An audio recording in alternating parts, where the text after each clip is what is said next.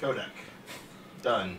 Boom. There we go. Look at that. Now we're back on. Do we have sound? I turned my thing way the fuck up. Someone comment. Do we have sound? Can you hear us? Someone comment, please. Is there sound? There's things moving on the TV. I think we got it. That doesn't mean shit. Codec. It knows we got noise. Sound is good. Hey, we have sound. Audio. Yay! Audio. All right, we're starting all over again. Thank you for joining us on Turn5.Live. My name's Todd Lebrani. Over here to my right, camera left is Donovan Johns. Over there is DJ Everett in the house, back from all his escapades watching TV this week. In studio tonight, guys, guess what? We got Kyle Tellstrom. Kyle, how are you? I'm good. Kyle's good. Give Kyle the clap. Off a heck of a year of racing race cars around the whole western United States. And Donovan he's our best engineer in the whole table. I am the best engineer we have ever had on this show. Sitting on my right now. He's the best engineer that we ever had. That's all we got. Yep. So if we had sponsorship money, we could afford an engineer. Well, you know, Tony, we're doing what we can. How's the Winterfest? This is delicious. Well, yeah, it looks good. We were drinking the Winterfest and talking about it right when we figured out we weren't on We air. had no audio. Yeah, right. We figured out we didn't have any audio. So tonight's show brought to you. To be fair, I didn't even bother checking audio when I reset up all the cameras. No shit? You didn't check it? No. Fuck amazing. But look at this. Oh. And wait. Oh, he's got cameras. That's cool. And I have controls for cameras. That's high tech right there. Right. I don't think anybody cares. But I don't have any of these will delete you from the screen. Tonight's show brought to you by Sam Adams Winter Lager. Thank you, Donovan. You're welcome. I brought Bud Light. He brings good beer. That's how things are. Grandma's basement. You got to treat it right. Boom. And look what they're making me drink. Grandma's actually on vacation. Yes. So we can actually be a little bit loud and party. Yeah. We put her on the seniors cruise. Yeah. And tonight, for the first time in like a week, we have a studio audience. Right. Yeah. We actually have guests here. John and Val from I-10 are here watching the show. They Absolutely. Appreciate them. Give them the clap. They now have the clap. Go see the doctor tomorrow morning. Yep. Get a shot. Yep. We want to talk about our sponsors. Yes, we do. Yes. Don't we? Who do we got? Yes, we do. First sponsor. Sponsors. On the page. Ace. Don't do that. Don't. AC to Z Mechanical and our buddy Marc Newman. Marc Newman, one of the best guys you'll ever meet. Good man. He always has been taking care of us. So I know that you're about ready to go into heating time of year. And if you guys zoom in really close on your big screen TVs, because I know that's how you guys like to watch us, you'll see that we are sweating. Mark was here a couple of weeks ago, set up the furnace for us, cleaned it out, and let me tell you, he did a damn good job. Mark is the man. He's helped me, and he won't bill me. He charged my thing for fucking stuff. build me. Well, I think he actually billed you me, and me you. That's great.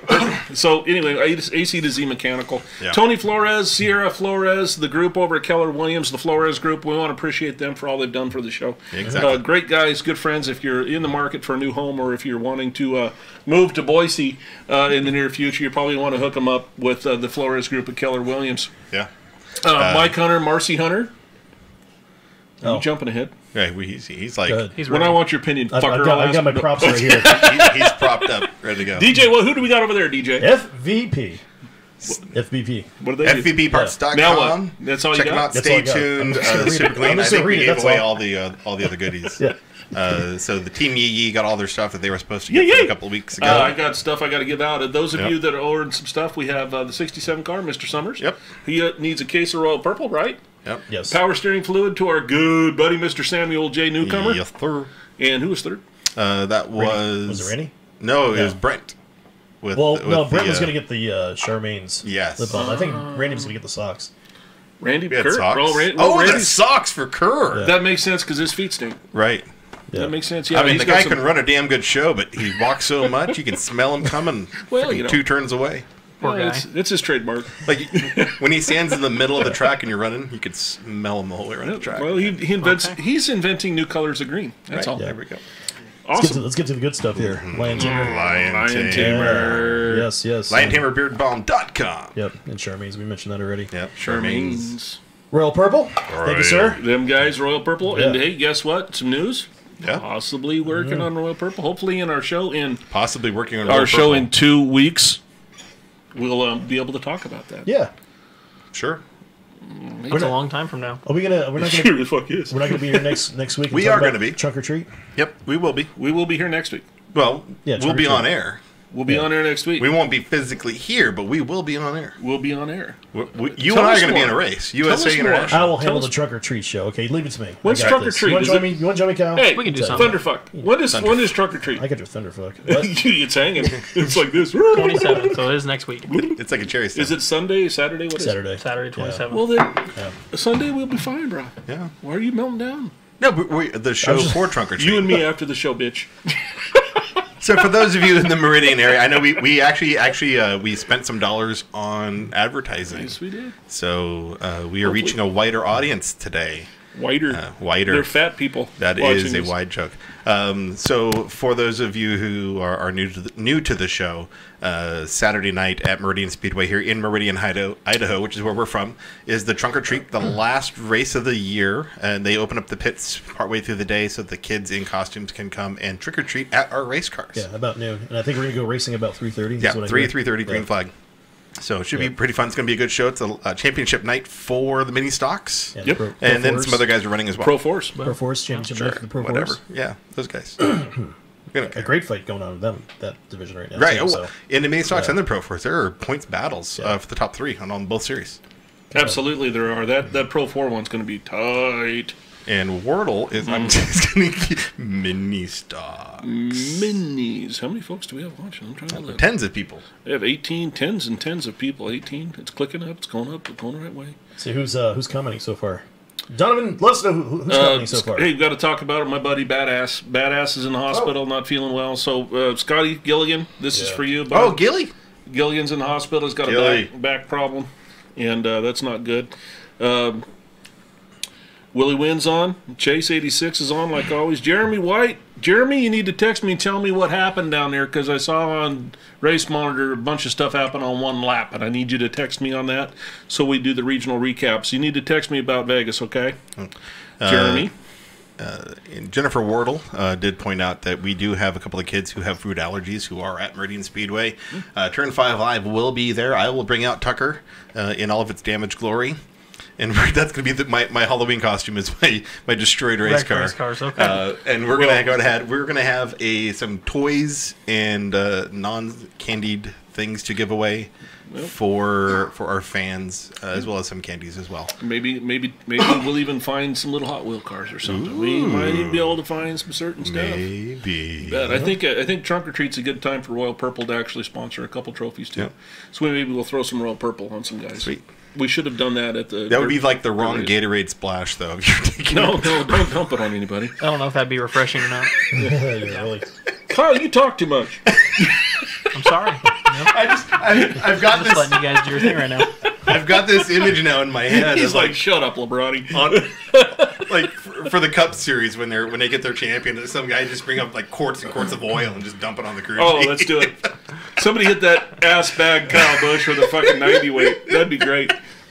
Pro Force. 24-point gap between Kenny Chandler and Brendan Freese. Yeah, that's awesome. So Brendan needs to qualify either first or second, which is what he normally does. He needs to stay behind Chandler all night and he wins. Yeah. Yep. So he dodged a bullet there. I think all of them did. Yeah, they did. When the big Talladega happened in turn 3 on the start of the last main. So kind of interesting. We're getting ahead of ourselves, aren't we? Right. Way ahead. We'll talk about National first. Let's talk about National. National Keep stuff. this stuff rolling. Let's talk about NASCAR. NASCAR. The ones you guys love. All right. NASCAR Xfinity. They raced today somewhere. And yesterday in Kansas. Wow. So NASCAR Xfinity. Let's start Saturday. Yesterday, NASCAR Xfinity.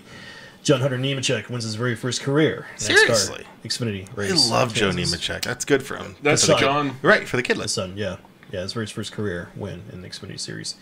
Christopher Bell got taken out in lap 1. Okay. I would have turned lap off. 1, turn 1, boom. Like turn 2, boom. So what does he do? Upside his car. He flies to Southern Illinois Speedway for a Power Eye midget race and wins the main event. He didn't hit the reset button on the X. No, he just hopped on a plane, 50th He's career like, fuck, midget I'm win. going somewhere else. That's why I love the dude. Love the kid. He's my favorite. He's the best. That's freaking cool. Love it. Yep, that's what you do when you're Christopher freaking Bell. Yeah. Yeah. Still, our lap favorite 1, turn guy. 1. Fuck, I'm going to race somewhere else then. Yeah. I'm out. Six-time winner this year. Six-time winner this year in the Xfinity Series. Wins a midget main event last night. Wow. And he coupled with still doing fine in the championship for that? Yeah, how's his points looking now? They've got like Don't you get like 2 drop They've weeks? got like 3. No, they're getting down. Depends on the week. Yeah, they got like 3 races left. So Depends on when Drunk Brian wants to change it up. yeah. I'm waiting for Fuck Car to do that at some point. Just start putting in drop weeks and everything else. Yeah, probably. No, he's still fine. Talk about the Cup race. You got anybody watch that today? No. Sure. Okay. What? Chase I was Elliott. actually doing leaves. Chase Elliott. I'm on the lawn. Looks great out there. Great. Chase Elliott It was a good again. day for that. It was Oh, nice that was outside good. today. Yeah. I'm sorry, Chase Elliott? Did he win? He won today. Good job! His third career win, and all 3 of those wins comes this year. Yeah, So, he's on a roll right now. Yeah. He's really Yeah. turning it He's up. like butter. He's on a rubble. This was the last cutoff until they go to the round of 8 drivers with 4 races left in the season. And my man, Kyle, gave her all he could. yeah, he did what he yeah. could do. Yeah. What can he do? Yep. So Kyle Busch, Kevin Harvick, Martin Truex, Chase Elliott, Yeah. Clint Boyer, Joey Logano, Kurt Busch, and Eric Amarola all move on with 4 All races right, left. I'm You going to know- go ahead and say Boyer. Now, here's the thing. We got I'm- the big 3 that dominated this whole year. If we Don't go back fucking to care. the Boyer's gonna real do it. way, the points should be determined by the entire year deal, right? Harvick would be so far up front. Oh, yeah. Martin Truex Yeah. and Kyle Busch. Boyer. They'd be between them 3. Yeah. It'd probably be pretty close. We all know that Gordon would have 8 championships, right? If they did it the Yeah. old way still. So there's you can go on and on about Carl this Edwards, stuff. Carl Edwards would have had 2 under the old system. Yeah, but he's a dipshit. 0. that? I'm just pointing out some facts here. No, I like Carl Edwards. He would have had 2, but he's got 0. Yeah. So Larson hung it out there. He tried in the backup car. He tried his ass Yeah. off, so you got to give him credit. they go to the paperclip next week of Martinsville. Let's wreck a bunch of shit. Let's just do it. So, I know. I'm thinking about flying out early and going to see it. Are you Oh, really? boy, yeah. Yeah. Tell us about next week what you're doing, bud. I'm gearing up. I'm going to North Carolina for the first time. I'm going and racing my go-kart out there at Millbridge and go check it out and have some North fun. And Carolina. I heard you saying something about going back east. yeah, Is that maybe this- maybe with a whole bunch of luck, I'll go to the Chili Bowl too. Fuck you. What do we need to do to help you get that? Right? luck? I have to win this race and I get a ride Oh, that's with true. Keith That's Coons. true. But Tell us about that. The people don't know. yeah, so Millbridge Speedway out in Salisbury, North Carolina. It's like the hub for racing go-karts out there. That's what I grew up racing, and they do a few big events out there that a bunch of people from California and the whole United States head out there and go. But Keith Coons and Toyota Racing and that whole driver development deal is doing a race on Halloween. So it's Halloween Eve and Halloween itself. We're racing for the winner goes and runs the Chili Bowl or midget for the Chili Bowl with Keith Coons for free. And that won't suck because they have the best stuff. Got the best there. stuff. Yep. Yeah. So I think there's 70-something entries paid for right now. I think 100 and some people signed up. So there'll be a Wow. pretty stout field. And, That's going to be so freaking cool for you. Oh, I'm stoked. I just bought That's a plane awesome. ticket and I said I'm going no matter what. And then it actually worked out that I get my car out there and I'll go have some fun. That's so Nice. awesome, man. Good deal. And who do you got to thank for that? Oh, I got a bunch of people. Me and my dad are going out there. Gonna go have a father-son trip, I guess. We don't really go out and race too much anymore. I race with my grandpa primarily, the asphalt stuff. So screw it. We've never been out there, so we're just like, let's go have some fun. We'll hang out and go see some stuff. So Wow. That's Good for cool. you, man. And that Kick time the of butt. year out north, I lived in Elizabeth City a while back ago, and that's just beautiful country out there. Sure is. So Yeah. that'll be yeah. fun. Been out there a bunch. It's cool. You'll enjoy it, and I'm sure you'll do great. So That's awesome. always takes a little bit of luck to win a go-kart race because You'll you have never to- know what's going to happen. You'll But- have to hit us a message letting us know how you did. well, if he wins, it's on the show Sunday night. Right? Nah, following no. I got a lot. That week's busy. I'm going. Right. I got to fly out there. We race, Monday, Tuesday, Wednesday. Hang out for a day and a half, and then I'm flying back to California Cool. on my way home to get my modified ready, and then to get it ready for Vegas in middle of November. So I won't be back till late Sunday night in 2 weeks. Wow. That's rough living, man. I got to. Yeah, I got none of that. What do you got, Donna? I'm going to Warp, huh? I'm thinking about going to Warpa. We should slap some Turn 5 stickers on the van and just drive out there. The van. And it's just a ride off to the company. To where? To Warpa. No, we ain't taking your van anywhere. What's wrong with the van? We're Right. taking the freaking mega cab. Because I ain't listening to his rap shit, all the stuff all the way there. I'm driving. My Christian rap. Oh, God. No. I'm taking the mega cab, baby. Hey, there's nothing wrong with the minivan. Right. It's got wheels on it. And a body kit. Looks fast. Yeah. It's got rainbow tape on it, dude. Neochrome. Let me think about it. Okay, I did. Fuck no. It's got lazy boy seats and an entertainment center. I can hook up my game station and be playing. You can do that in the Straight back from of the the mid mega cab. 2000s. All right. Love it. You guys are not gonna Moving on. Moving on. we happen to have someone here for a reason. Oh, we got. Or do we have anything national. else? Format. It's taken forever. DJ, go ahead. I'm over it. I'm going to talk about F1. They came to U.S. soil this weekend. The Formula One. F1 came to U.S. And where did they race? They raced that Circuit of the Americas, also known as COTA. In 20 Austin, turns, Texas. 20 turns, 3.4-mile circuit. And some complete terror. So, yeah. This would have been the chance that Lewis Hamilton would have clinched his 5th championship if all went right today. He did earn his 81st career pole in this race. And he had a 67-point lead over Vettel going into this race as well.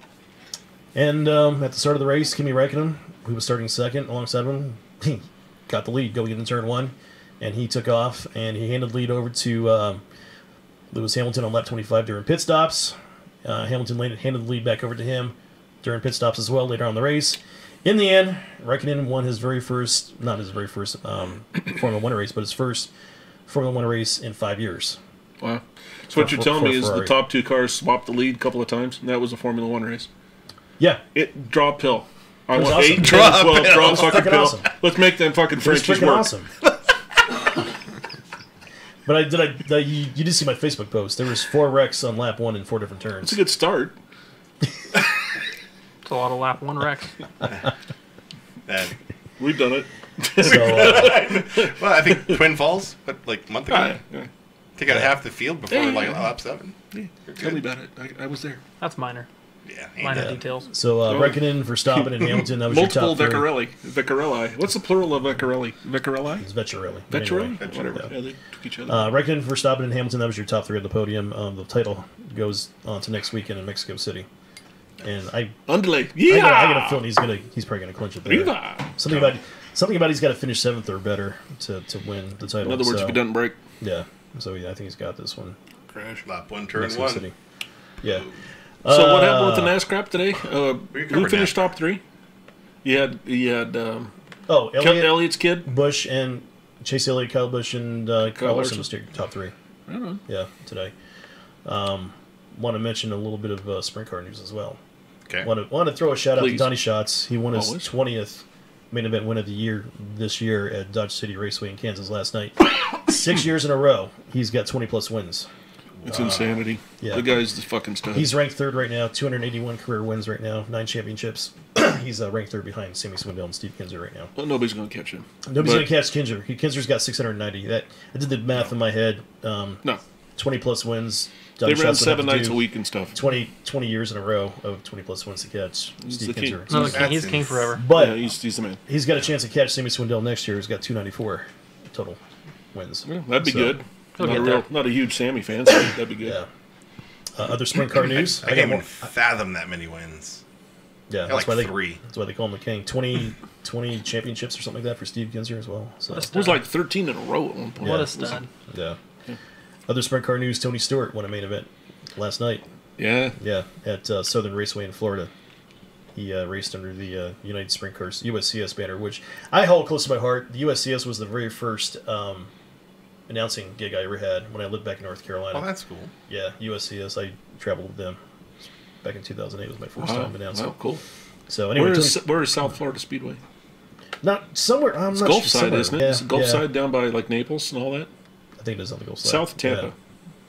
Yeah. It's like It's way not- down there. Because you got That's East right. Bay and then the next one down, Yeah. the next dirt track's like an hour and a half down south. Yeah. So yeah, Stewart won last night. Want to talk about Trophy Cup? Sure, I can do Trophy Cup. Trophy Cup last night. It's Larry Thunderbowl. Yep, Tulare Thunderbolt. Huge race, 88 entries, Yeah. I think. Took qualifying on You're Thursday night. You're gonna like this on. Back me up here. This one here on finals night, which is Saturday night. Yep. The A main is inverted completely. Is that what it is? Yeah, so it's by points. By points. So It's highest inverted. highest Starts point earner last. dead back, and Yeah. then I think they did 18 straight off, so 18 Yeah. for the points start Yeah. on the pole. Mitchell Facento won Thursday. Jack Howdenshield won Friday, and then Willie Croft won last night. Howdenshield won the whole thing on points. The Wild Chow? The old Yeah. man? The old he man's won- 60 years Yeah, old. He won his 3rd I Trophy sat in the Cup. hot tub with him once during the Phoenix Copper Classic. Yeah. We were sitting in the hot tub at the Embassy Suites on Grand Avenue, which is where a lot of people stayed. Sitting in the hot tub with me that night. Yeah. Jack Howdenshield, my wife, walking and sitting next to us was the Bickfords, and a young kid that was running a Silver Crown car that night was sitting there. Davey Hamilton and his wife at the time. The Bickfords, by the way, their son, Jeff Gordon. Jeff Gordon, yeah. Pretty good night. So we're sitting there. Yeah. My wife became a Jeff Gordon fan that day because he was wide my awake. He favorite. was He's a a squirrely stud. little kid Yep. running around. He was like 16 when he ran the Silver Crown car. He won the next day. Yeah. Yep, that's my hero, Jeff Gordon, man. Oh yeah, we're all purple and yellow for a reason. Yep. We're Jeff Gordon fans, absolutely. My wife's still in the fan club. I think she's number 16 or something.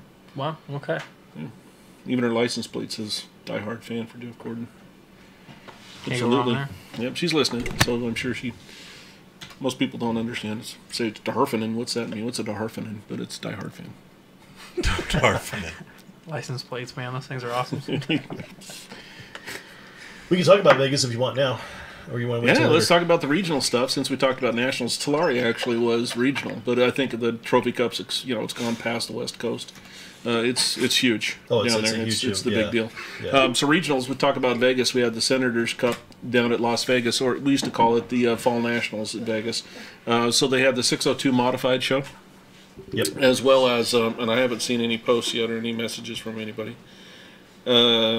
We had the 602 modified show. We had a super late model event. Yep. There was 17, 18 modifieds at the start of the weekend. I believe 16 took the green flag.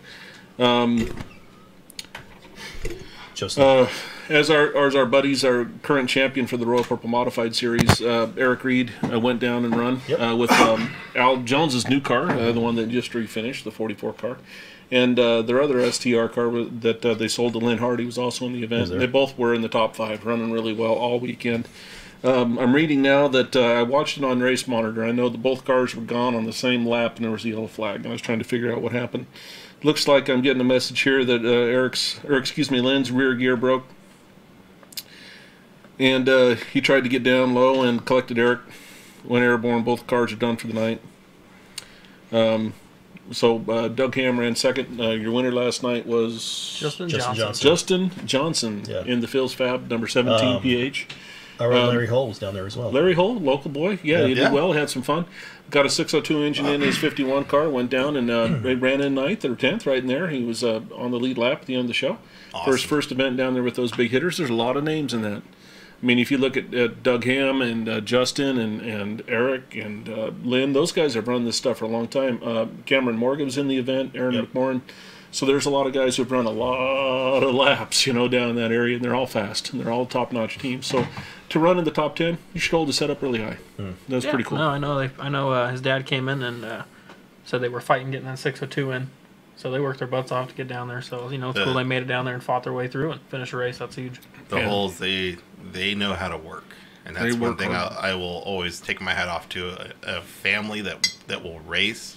And from Bo to Jonathan, and the little kids now running the dirt carts. And those guys will slave on those cars, and they will bust knuckles. They will make those cars good and fast, and Yep. they know how to do it. Oh, yeah. In our event this year, at one point, Larry was fast as they were. He was coming at one point in one of our events. So. He could have won it. Yeah, he was coming. Oh, the car, man. and Larry can drive a car. Remember when he first started in mini stocks, he could drive that day. So, Yeah. absolutely. Also on the card down there in Vegas, of course, were the super late models. I don't know if it was an SRL show or if it was an open No, show. just an open comp show. race is what they do. Trevor Christiani, local, went down there with Don Newman's Pepsi number 90. The red car was on fire. It was flying all weekend. And there were some practice sessions where he was the number one, time in that practice session. Other cars that were down there that were very quick. The 75 car, Jeremy Doss. Of course, he's always fast. Yeah. Everywhere he goes, those guys are getting a ton of experience. That kid should be moving up somewhere. If he had some money behind him, there's no reason why he wouldn't be up higher. As along with a lot of our kids local that could do that if they just had some money behind him. Trevor led some laps. He got into the lead. I can't remember who he passed, but he passed somebody there to take the lead. Ran about 30 laps, 40 laps from about lap 75 to lap 120 or so in the lead. Was running a solid second. Jeremy came and got him and passed him. And started getting about a second lead over Trevor, which meant that they were probably going into tire conservation mode in case they had another yellow, And Trevor got moved. The way I understood it, and nobody said anything, but my opinion is he probably got moved. I heard that the 99 car, Lenny White and Trevor both went up the track really fast and kind of spooky on the play-by-play that I was getting, and don't know what happened there. But he probably ended up getting moved. One of those guys threw a bumper to him. So he dropped it back to, I believe, 9th and paddled his way back to 7th, I think. 6th or 7th? Yeah, 7th or 8th, I think is where he ended up. Yeah. So he held on to the car, thank God. Didn't stack it up. And they move on to the Legends Nationals next weekend. So Yep. Noah Gregson was in attendance as well. Noah Gregson. Grayson Rass was the guy that was right behind Trevor when it all went down, the 27 car. Yeah. The Raz family, a lot of bucks. So they got the new Raz kid coming up, too, right behind Grayson. So it was a 27 black. It might even have been a Jefferson Pitts. Yeah, I know. They still work with him. I know Cole, the younger brother, was running a Pitts car. So. Okay, yeah, because it kind of looked like it was. 27 black. It could have been one of the Jefferson Camp Jason's cars. So, absolutely. But, yeah, good show down there. Love that racetrack. Love the bull ring. Kyle's a winner there. Done real well this year down there. So, it's a very racy place. Yeah. The driver makes a difference. There's it's a no whole doubt. bunch different than Meridian. Okay. Yeah, thank you. Yeah. Oh, absolutely. Yes. Absolutely. And I remember running there when I was in Pro Force. So, it was a long-ass time ago. Before they even built Did the you big even track. lift? Yeah, because it was different. They've redone it since. What year did you run it? Was this probably like 80s? Was it the 80s or the 90s? I'm going to post you. Well, that was, guys all, that on was those. Craig Road, right? That was totally different. No, Craig Road's a different racetrack. This racetrack here was probably 96, 95, Okay, so the 96. old configuration was flatter. Yeah, it was flatter. Oh, okay. It's now more like Tucson. It's now, then you would agree, I'm sure. But in the past, it was more like, it was really like the old Bonneville at Salt Lake before they tore it up and made Rocky Mountain. I would say very similar in size-wise to Hermiston, but in quality, it was a very well-kept track. And the Southwest Tour was running the same night we were there, so they got their stuff done and everybody left, and we ran after them. There was maybe 10 people in the stands, and This is your family and friends. just who family showed and up for friends the were night. So The guy who was too drunk to leave. I'm sleeping it off here in the stands, bro. But Waiting for my Uber. no, Craig Road Uber Speedway back was then. up the road. It was up about 4 miles due west. That's where Bob Naylor, one of our local heroes, was killed. It was at Craig Road in a sprint car in 1980. So yeah, bad deal there. It's a long time going down to Vegas and watching races. I actually watched the first race they ever had there on the big track, the mile and a half. Yeah. And it's insane when you go there to that track and you watch like the Indy cars run. They're too fast. You're like, way oh too my fast, god, yeah. oh my god.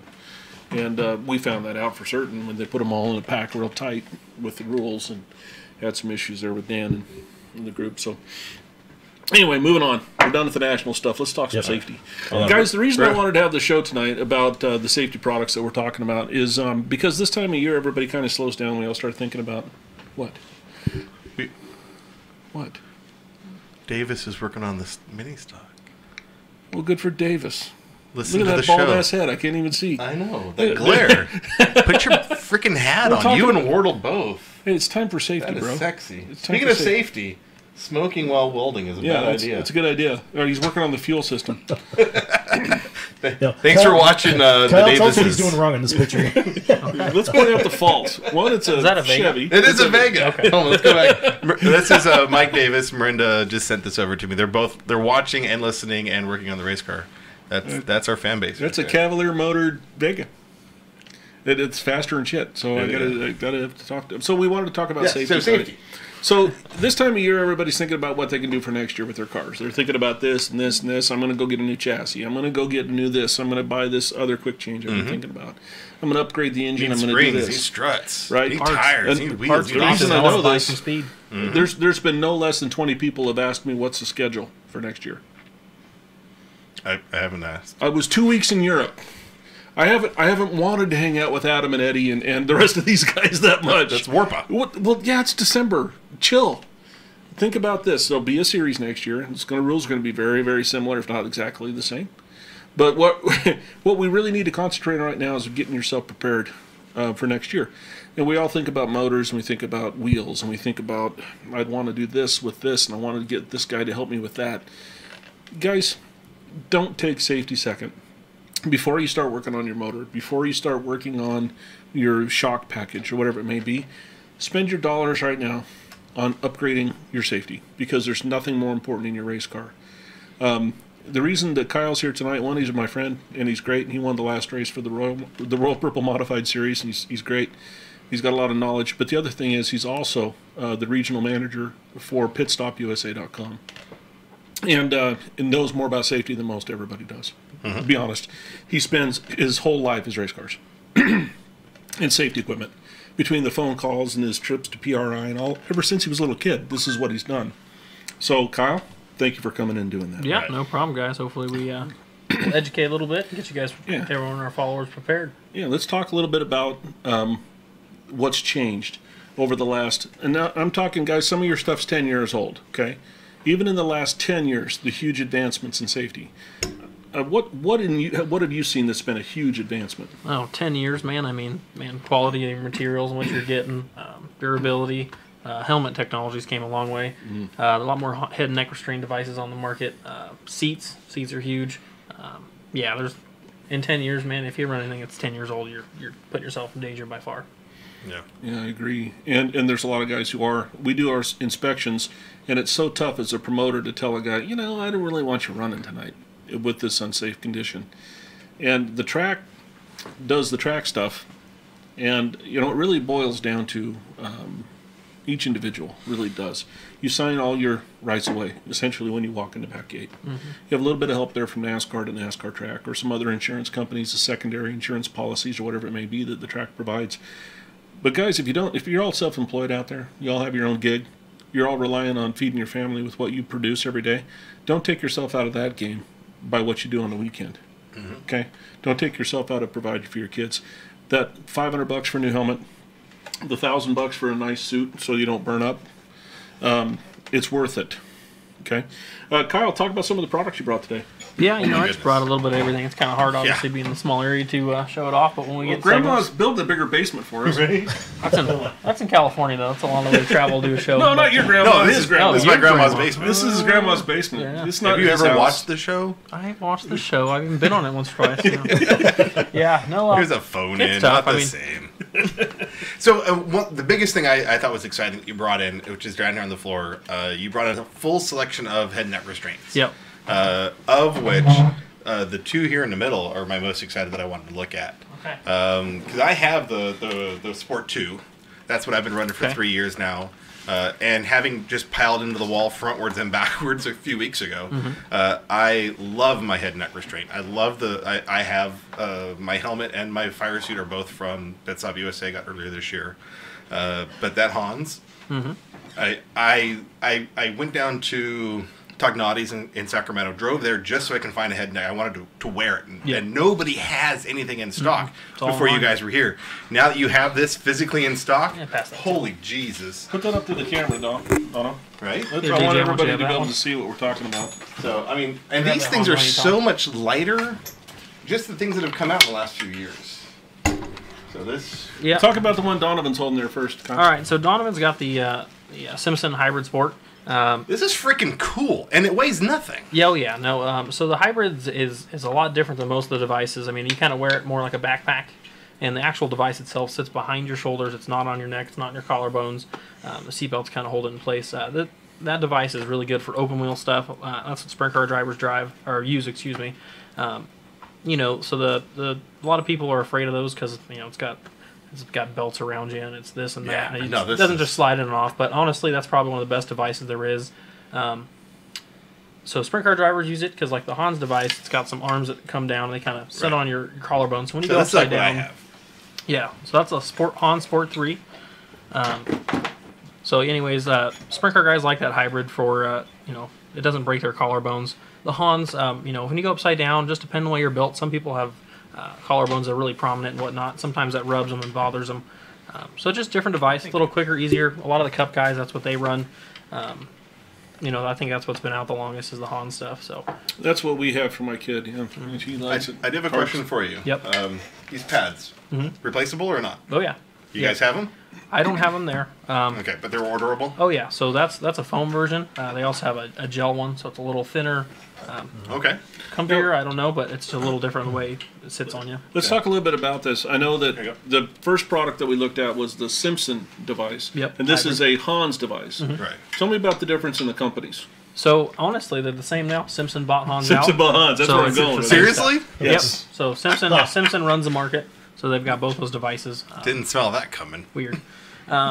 So Simpson's got them both. Honestly, those are the top two in the market. They do really well. We've got a couple different, connecting options to the helmets and whatnot. Okay. So I wear a Hans. I just got a new one when I ran that Canon car a few weeks ago. Unfortunately, they have a specific one you got to wear, so I couldn't run a hybrid. The hybrid stuff, you have a fixed tethered system, which for me, I run all kinds of stuff, so I just didn't want to be stuck with that. So I ended up going with the Hans. Otherwise, I would have went with the hybrid. So what are the? Because for me, I'm a mini stock racer. Yep. You're a K&N racer. Our budgets are slightly different. Nope. Oh, what are we talking price? We're talking us here. Oh, so the Sport, the Hans Sport, they're $4.99. It's this one right here, guys. Yep. So that's the Hans. It cost him a set of tires for your life. Yep. Yeah. Comes with the anchors for the helmets. All these devices do. It's a nice product. Been tested and tried and true, and it's very, very successful for a long time. And then the hybrid's $5.99. So it is a little bit more hand that expensive. over. She got me another one too because You're empty already. We just started. I gave you just a brand new one there, I Thunder know. Penis. See, So that here's one's the hybrid, the Simpson hybrid. This one is $5.99. Yep. Okay. They do have youth sizes, so youth or smaller Youth, kids, those good. are $3.99. They both have youth. They're a little cheaper. And you guys carry those in stock? Got them in stock. Because my 8-year-old, again, as I've been saying, he's been more and more interested in getting back into the box stocks. Now, we talk about in stock, okay, guys? We've got 6 months before we race again. PitstopUSA.com can get you this stuff in a day if you need it. Right. But their shipping is very affordable. You can have this stuff here. If you ordered it today, it's Sunday, you'd have it by Wednesday at a normal deal. So But it's things even we if can they don't touch carry it in and stock. try on. Yep, standard. That's Come play what's with huge. Absolutely. So Absolutely. our store here is simply our safety store. So all the safety stuff we ship is in the store. That's just freaking cool. Our Fantastic. parts house is in Michigan, so we have everything here to play with. This time of the year, obviously, we wean it down, getting ready for new stuff next year. So sure, we might not have that suit in every single size right now, but come January, February, we stocked up, ready to rock for the year. I think in the end of November, we'll have a bunch of other stuff rolling into. But, That's awesome.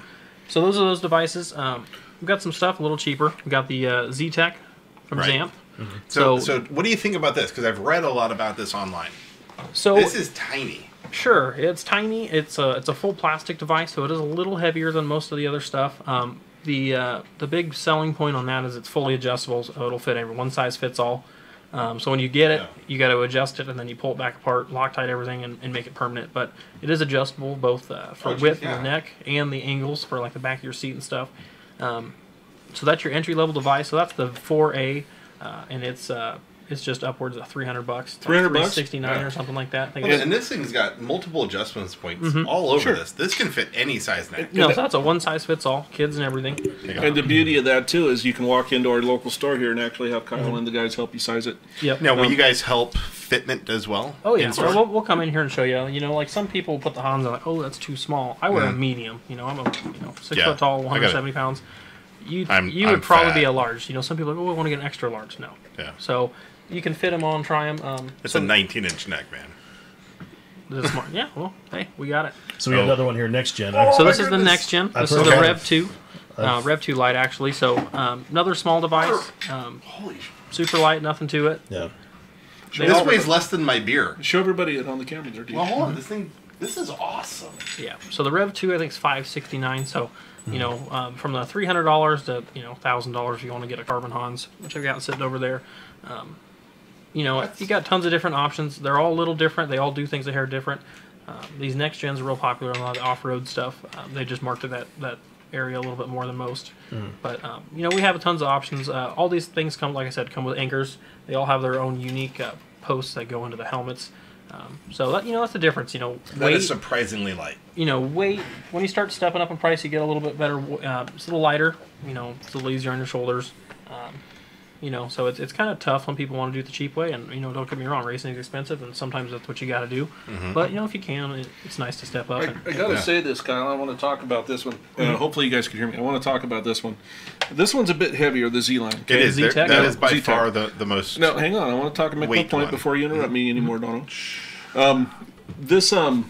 What I like about this is we got a lot of folks who right now have their kids in outlaw carts, right? So they could grow with this. This grows Yes. with the kid. Yep. So this is a purchase. I don't know what the SFI rating on this, how long it lasts. It looks like this one's probably 3 or 4 years it punches. Honestly, I forget what the certifying is. But yeah, you can get them recertified. And nobody's every couple checking the years. SFI in your Hans, by the way. But if you were to buy this for your child that's in box stocks now, this would get him all the way up into 500s. Oh, yeah. No problem. That's what I'm looking at. Is what is that Yeah. going to take from my kid? Yep.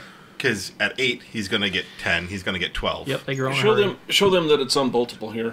Yeah. Okay, this is one of the cool reasons I wanted to do this show. So you have. It's expandable, and you can make it work. Yeah, And that one's both width and then also the angle. And that one's $400, $500. I think it's $369.99 retail. $369.99 retail, and you're good to go for 4 or 5 years. Yeah. Or until the kid, quits racing or. Okay. Awesome. That's cool. So, question: when you want to make recommendations to drivers, do you ask them, what's their preference or what kind of car do they drive? Yeah, it's totally on what they're driving. Like I said, open wheel stuff, the hybrid. Honestly, females too. The hybrid fits them a little better. It's it's more adjustable to fit them in the cars. So it's car. If you're running different seats and stuff, sometimes you need to do something a little different. Right. But, so first and foremost, before you even get price, what are you doing? Right. Here's what we recommend, and we can go from there. Oh, cool. Yeah, because I know with box stocks or with the Sprint, the Outlaw carts, you're more of an upright. I have a 20-degree seat in mine. Some guys run a 30-degree. Yep. So you need to be able to still fit right and so like see right. Like the Hans stuff for when you're sitting a little straight up, they run a 10-degree is what they call the angle in the Hans. But even for the karting stuff, if I could, I'd push everyone that runs open wheel to be in the hybrid. For the simple matter of if you go upside down, awesome. if you go upside down, there's nothing on your collarbones. It sits behind you. Some people get bothered by the Hans. It's all preference. It's all how you are. Some people it doesn't bother their collarbones. Some it does. So the hybrid irritates me to no end. Yeah, which you get used to it maybe too at some point. You have to. It's or safety. whatnot. It's totally different. Yeah. I know someone like my grandpa and some of the old guys. They hate wearing this stuff nowadays. They didn't have them when I raced. they didn't have them. Neck collars were optional. Yep. Donuts were optional. So. You had cigarette lighter adapters in race cars back in the day. But yeah, so the cool part though, and there's a lot of options, and so at the end of the day, if you show up to the track and you don't have one, everyone's got to run one, and everyone should have one. There is a small gray area with some of the really tiny kids running like beginner box and stuff. They are so small, it's kind of hard to put them in them. And there's some other stuff, but yeah. If you're racing, you need to have one, especially some here on the asphalt stuff. With a Z-Amp, how small does that get? I don't know how small. I've never actually put one all the way to the smallest size, but it goes pretty small. You can see this one set up like a medium, maybe. Yeah, it's probably in the middle. you probably got That's about 2 more smaller. Oh yeah, this would go from box stock to this would go from 8 years old to 17 years old, no problem. Oh yeah. So at the bare minimum, boom. They have 2, so they actually have a one that's a hair cheaper. I think it's $300, so it's about $80 cheaper. So, but at the end of the day, you need it. Yeah, it's a one-time buy for your few years. Get it over with, get it done, get one. Awesome. You might have answered this question already. So when is it time to get a new one? Trash, you only get a new one. Is it? So it's not. The devices actually last quite a while. Okay. I think it's every 2 years you need to have them recertified technically, Okay. which not a lot of people do. Not a lot of tracks pay attention to that. Of course, But the devices don't really go bad. The Z-Tech, unfortunately, it is all bolted together, so you need to check it. So when it gets shipped to you, you have to set it, then pull it apart, Loctite everything, put it together, boom, done. It's not meant to just quick adjust and do it all the time. And for our local folks or can't folks in share Idaho, it we with could like do that. your You shouldn't buddy. share it. You need your own personal one. Yeah. At the end of the day. Okay. Yeah, and our guys right here at Pit Stop USA would be glad to help you size the thing and make Oh it yeah, right. no problem. That's quick and easy. We also have a great selection. If you notice, it got a lot better looking back here behind. We've got a great selection of suits. I was going to say, we spoke of helping them fit. You guys are located where? Oh, thank you. 1994 East Franklin Road. So we're in between the racetrack and Eagle. yeah, we're just past in between the racetrack and Eagle. Yeah, right off Locust Grove there. Yeah. So Easy to find. And what's the phone number for you? What's a 1-800 number that they can get to Pit Stop USA? Or what's the website? The easiest. It's pitstopusa.com, and then 208. 906-0702. Yeah, I have to think about it. Ask for Kyle. So you should Tell always him get Turn on. 5 sent you. Ask for all the guys. They're all pretty good. Yeah, they're all really good. I bought stuff from them. I really like them. So All of my safety gear is from there, and I love that they walked me through every fitment. Yeah, come on in. We'll try it on like a girl's closet, man. Oh my God, I Like was a like a wedding dress. princess. Yep. and I it's funny. said yes to the dress. And Yes to that's the the thing. I mean, there's other places you can buy this stuff, Summit or whatever, that kind of deal. But you're not going to get the service you're going to get right here local. So, guys, get out and see them. Let's talk about the Suits. Let's talk about the armor. Let's talk about the coat of armor. Right Good looking stuff. These are so cool. And the good news is he said we can each have one. So Yeah, I we get have to this take 'em one. home. This one's Dono. Yeah, so I just brought a couple variety of suits. we got the velocity stuff here. You know, there's the race suit thing's tough. Everyone wants to see something that looks good, but also is, you know, stylish. I mean, I guess at the end of the day, people want one that looks good. No one can see me in the car. I want to be safe. Yeah, you need good stuff, you know. So And there are cheap. single layer suits. SFI 1, that's a single layer. SFI 5 is a multi-layer. Honestly, anyone who's running a full-size car should be in a multi-layer suit in my book. Alloy cart stuff, it's tough, but, you know, a single layer suit's fine for that stuff. But honestly, just get a 2-layer. It's not that big, that much more expensive. Get you something that's a little durable. It's going to give you some more time if you ever get in fire. But so our velocity suits here. So that's a treated cotton. So you need to pay attention when you're buying suits because there is a difference between materials and stuff like that. A treated cotton suit has a lifespan. It's not a material that's, you know, fire retardant. It's something that's aftermarketly treated. Our number on these like velocity suits is 30 washes. So, you know, I mean, there is a point where they start to, I don't know if breakdown's the word, but aren't as, you know, For essential purposes. yeah, exactly. They're not as, you know, good as they once were. And then you step up. So there's Nomex is owned by DuPont. So that's just a fabric name. But Nomex aramid material. That's what Alpine Star is made out of. The full Nomex and all that suits. Those suits good forever for the most part. Nice. Good to know. You know, they do give you quite a bit more protection. They're a little lighter, softer. You know, the Velocity suit, I like to relate it to more of a denim material. You know, it's a little thicker. It's hardier. Nothing wrong with that. But when you step up into some of these really expensive, you know, $1,000 suits, man, they're really light, really breathable, and it's hard to know the difference until you go play with them. But you know, when you're running 100-lap races or something, fatigue sets in. You know, there's a difference. You know, some people just don't realize that the price difference between a $100 suit and a $1,000 suit's tremendous. So, One thing that I've learned, especially after buying the suit that I just bought from you guys, I ordered suits online, and then I found a lot of videos and kind of walkthroughs about some of the suits that we buy from China who are like, ooh, $130, woohoo! sure. And they actually put flame tests to them. And after watching some of those videos that I've seen in the last couple of years, the difference between some of the guys you see on eBay and Amazon for the $100, $130 suits versus a $400, $500, $1,000 suit, when they show putting a blowtorch to a suit, oh my God! My second biggest fear is getting caught in a fire in a car. My first biggest is, of course, having parts go hit in the stands. Yep. But fire, we buy these suits for fire. And some of these suits, again, the cheap ones, aren't fire.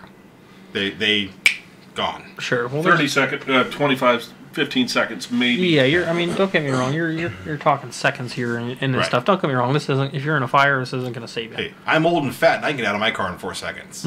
You got to get out. But So if I'm that's- knocked out, what the fuck? Yep, you step it up, and then the other thing too that a lot of people, especially people who are just getting started, they don't realize that there's what SFI is. They don't know that there's Right. karting suits. Karting suits aren't fire retardant in any way, shape, or form. It's going to melt to you, and you're going to be really mad at yourself. Yeah, karting suits it's kind of funny. I think you just wear them to look good. They're abrasion resistant, but they have nothing to do with fire retardant, nothing like that. So you'll see people show They're up. nylon and stuff. Yeah, they're plastic. I mean, Stick to you, make it worse. They'll burn. Yeah, we Stick have- to you and burn. We have people that call all the time trying to, you know, get a suit, and they're just looking for something cheap. Boom, they don't even know, and it's Right. unfortunate, but if you got to really educate yourself if you're driving a race car. If you're in the seat, man, it's your job. Sit Right. down, read, figure it out. Hence the program tonight. Yep. Yeah. And So- that's, for me, that's this off season. And I'm glad my dogs chewed up my fire suit because it was a glorified. And when I looked up the fire rating, it was not rated to what I thought it was. And that's when I went to you guys and I got the suit that I got. Because come on, this is not an athletic body. I need that extra couple of seconds to get out. Yep. And that's why I bought what I bought. And I feel incredibly more safer in that suit, knowing what fire resistance was, what all these ratings meant, and being able to feel confident that, man, if I get in a pinch, Meridian Speedway has some of the best fire crew people yeah. you'll ever They find. do. Yep, you're putting safety gear on to give you those extra Yeah. seconds to help get people Yeah. there to get you out. Yeah. You know, just give you extra more time to maneuver in the car, get out. Yeah, how much is every second worth? Yeah, exactly.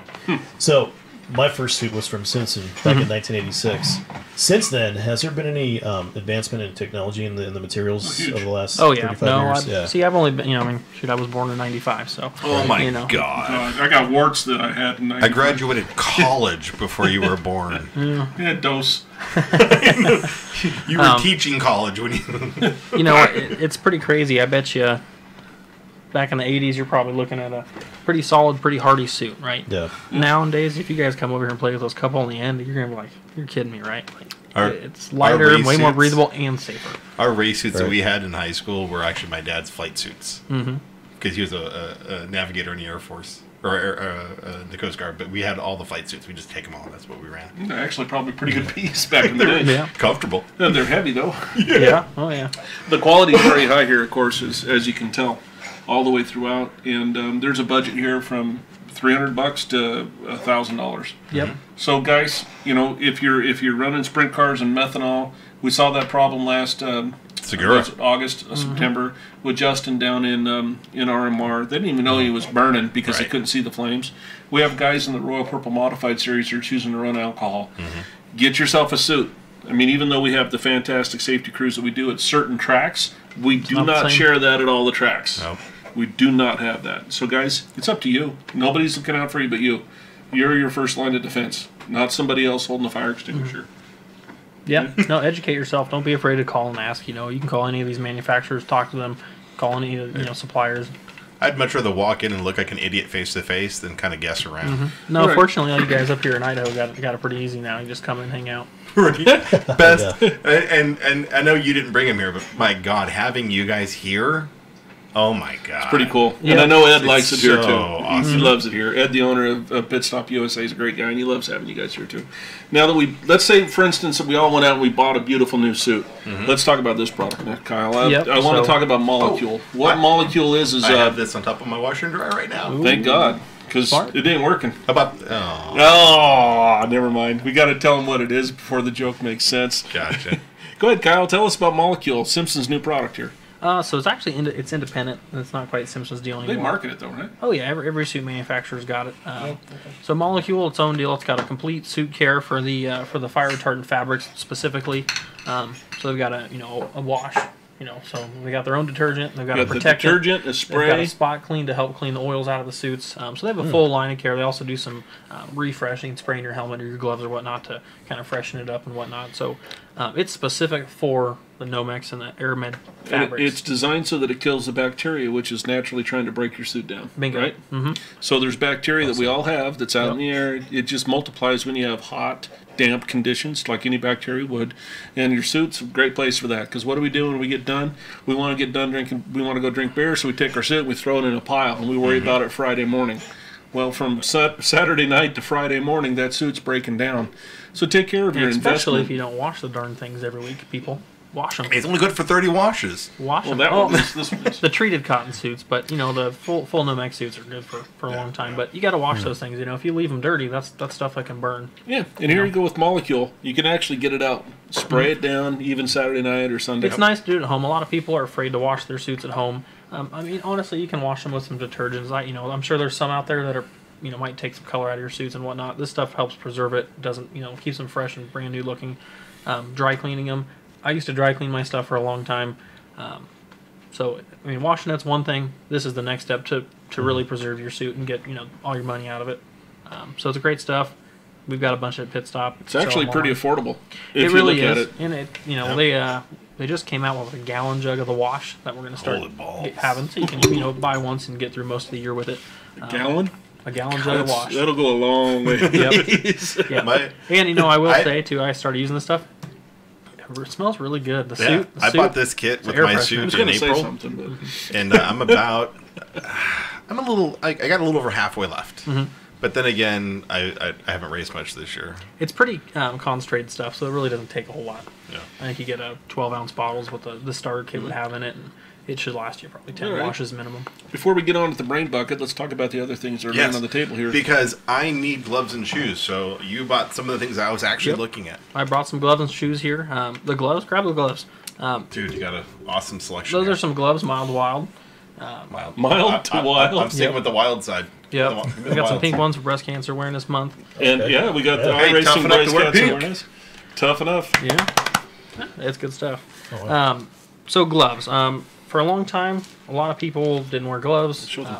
So I'm just flipping around so I could show you guys some stuff. Okay. But you know, you can get gloves. Crow, G-Force, you can get gloves for $30 or $40. It's pretty nice to have gloves on if you catch on fire.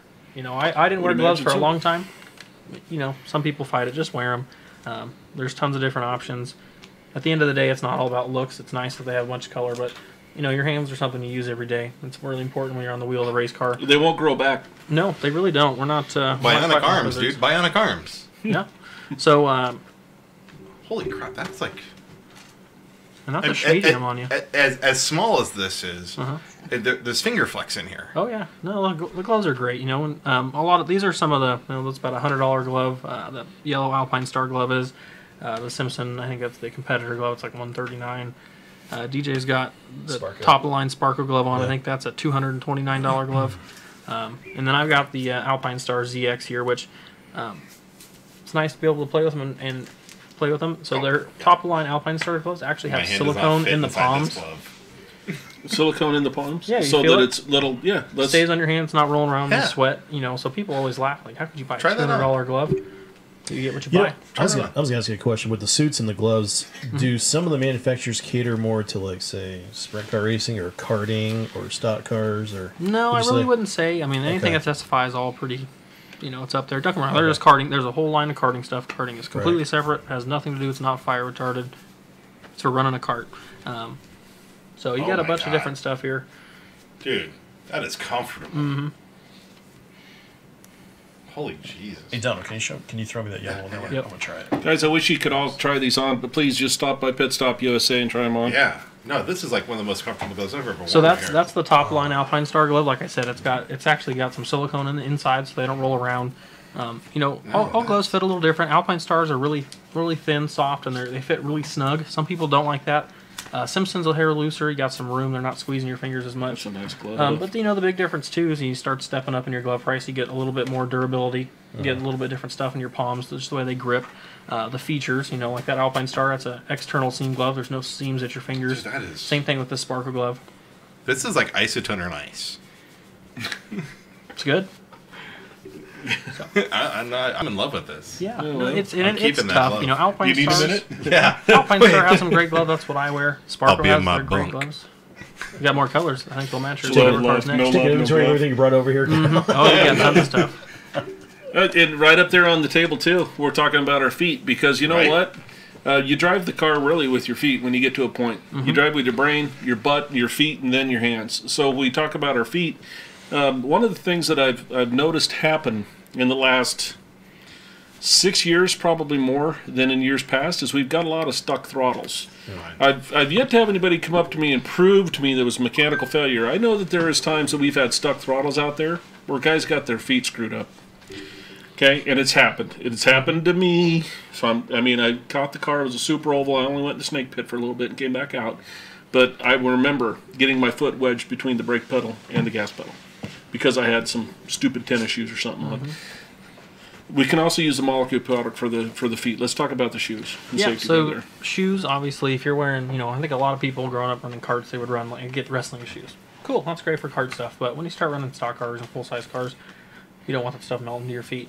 You know, race shoes are, you know, SFI rated. They got no max lining. You know, they're going to make sure your feet don't burn up, you know. So that's the whole reason you buy this stuff is because it's fire rated specifically for what we're doing. Now, the variants in shoes, you can get shoes really cheap. Shoes get expensive. Expensive shoes have a whole different purpose than your everyday, you know, $50 or $60 shoe. So this is Alpine Star's Tech 1T or Tech 1Z. I'm going to guess the that Z. weighs probably 3 to 4 ounces. Oh, it's Oh, no, it's more so than it's that. There is- extremely light. That is their most No. one of their most expensive shoes. It's actually kangaroo Hold- leather. It's more than a kangaroo leather. It's kangaroo leather. It's really soft. This is not a practical shoe for just everyone who There's wants people to. out killing kangaroos to make fire shoes. I would not walk to the bathroom at Meridian Speedway in these shoes because there's like There's nothing to 'em. there's nothing. I So- would be afraid that I scuffed a rock and ripped a hole in them. That's what a lot of. I mean, I wear them all the time. Do you? That's what I wear. I There's wear them through the no- dirt and whatnot. But Alpine Star says, hey, this is for in the car only. You're not supposed to walk around with them. No, these are phenomenal. Make a little baggie for your shoe. You can feel... they don't, but Spark actually, when they sell their top-line shoes, you get a bag with them, too.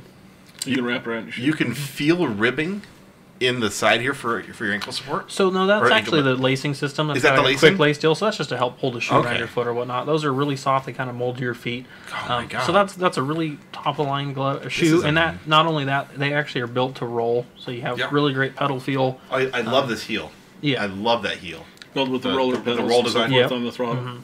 So, but that's not for everyone, you know what I mean? That's not something, a working guy that is out wrenching on his car back and forth, crawling the ground is going to want to wear all day long. So I brought the G-Force 236.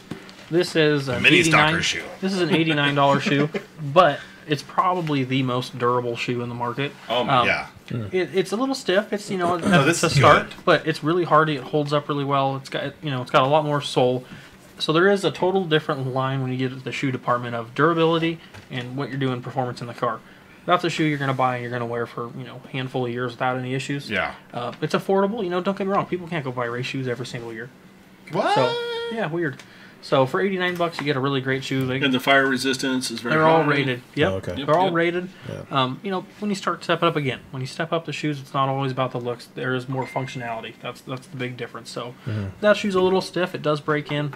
I think it's a great shoe, and for people that are on a budget, that's the one I push to. That's a fantastic It's a leather shoe. It holds up in the asphalt, dirt, the weather. But it's going to give you a few. And how much for the other ones? So that's Alpine Star's really expensive shoe. It's $329. Okay. So you can go from $60, $70 for some cheap ones. You can go all the way up to $400 shoes. So you got $90 versus $360. $329, yes, for $330. But there's all kinds of. I got to tell you, there is no weight to this. I mean, if you're looking at performance in the seat, a driver. Oh, sure. This. Now, I would rather have this on my foot. And don't forget, every single piece of weight that you put on, when you turn left really hard and you're at 4 or 5 Gs, that triples and quadruples in weight, right? But when I jump out of my Civic and I need to set toe, this is what I'm wearing. Oh, yeah, your race car's a Civic. You're driving to Walmart? All right, let's go back. Let's cover some questions before we go to the brain. Just have your sandals next. Jump out. Be like Mr. Rogers. Would you like to be my neighbor? Some comments from some of the peanut gallery We've out there had watching. a horde of communication. Yeah, I'm going to talk about them right now. That's what I'm trying to do. But you're interrupting me right now. Who's that? I don't want to hurt you. Joe Ransom says for your money, the Z-Tech's worth it? He's asking, is the Z-Tech worth it for the money? No, I can't say anything bad about it. It is the entry-level device right now. It's the cheapest one. If you got to have one, that's a good one to get. He's asking about. He says he really likes entry level. He's really liking his Zamp helmet. The Zamp helmets, they're pretty good. They're, I don't want to say entry level, but they've got some products. They're on the lower side of the spectrum. They got some great looking stuff. They got some partial carbon helmets that are really affordable. I think they're one of the only ones in the market right now. They're doing a pre-painted helmet, which is awesome. If you want to get a styled look. I ran Zamp. Dave Zamparian, the owner of Zamp, helped me out for quite some time. I wore them. They are great. There's nothing wrong with them. You step up there between their cheap $200 helmet to their upper helmet, you get a lot more quality and features. Again, that's Scott Gilligan wants to know, so for asking the best question tonight, are you giving away the Sparko suit back here? If I had a whole bunch of money, I'd love to help them. But we're borrowing it right now. It is on loan. It's online for sale. You can go buy it at Pit Stop right now. I'll ship it out to you Monday. That's it. I can swing by the house here. I'll have it. Yeah, or you can pick it up now. That's a large. Mike and Miranda Davis talking on tonight, the same SFI ratings. Miranda also says, a local store is great. Helped me find the pants that fit right. I think I tried on 6 or 7 pairs and I had no complaints. Made sure I was really happy. That's good. Miranda's a nice gal. Right. And Sam's late. Sorry, Sam. He says he's always wearing his shoes out around the pits, not driving. Right. He wears them around, walking around. So, guys, it wouldn't be a bad idea to shake your shoes off when you're not screwing. When you're not. And how much were these? I had a question specifically on these. $198. $198. There is a step down. That's a hair cheaper. Have you tried? No, these. I'm owning these gloves. He's taking them. Just charge him now.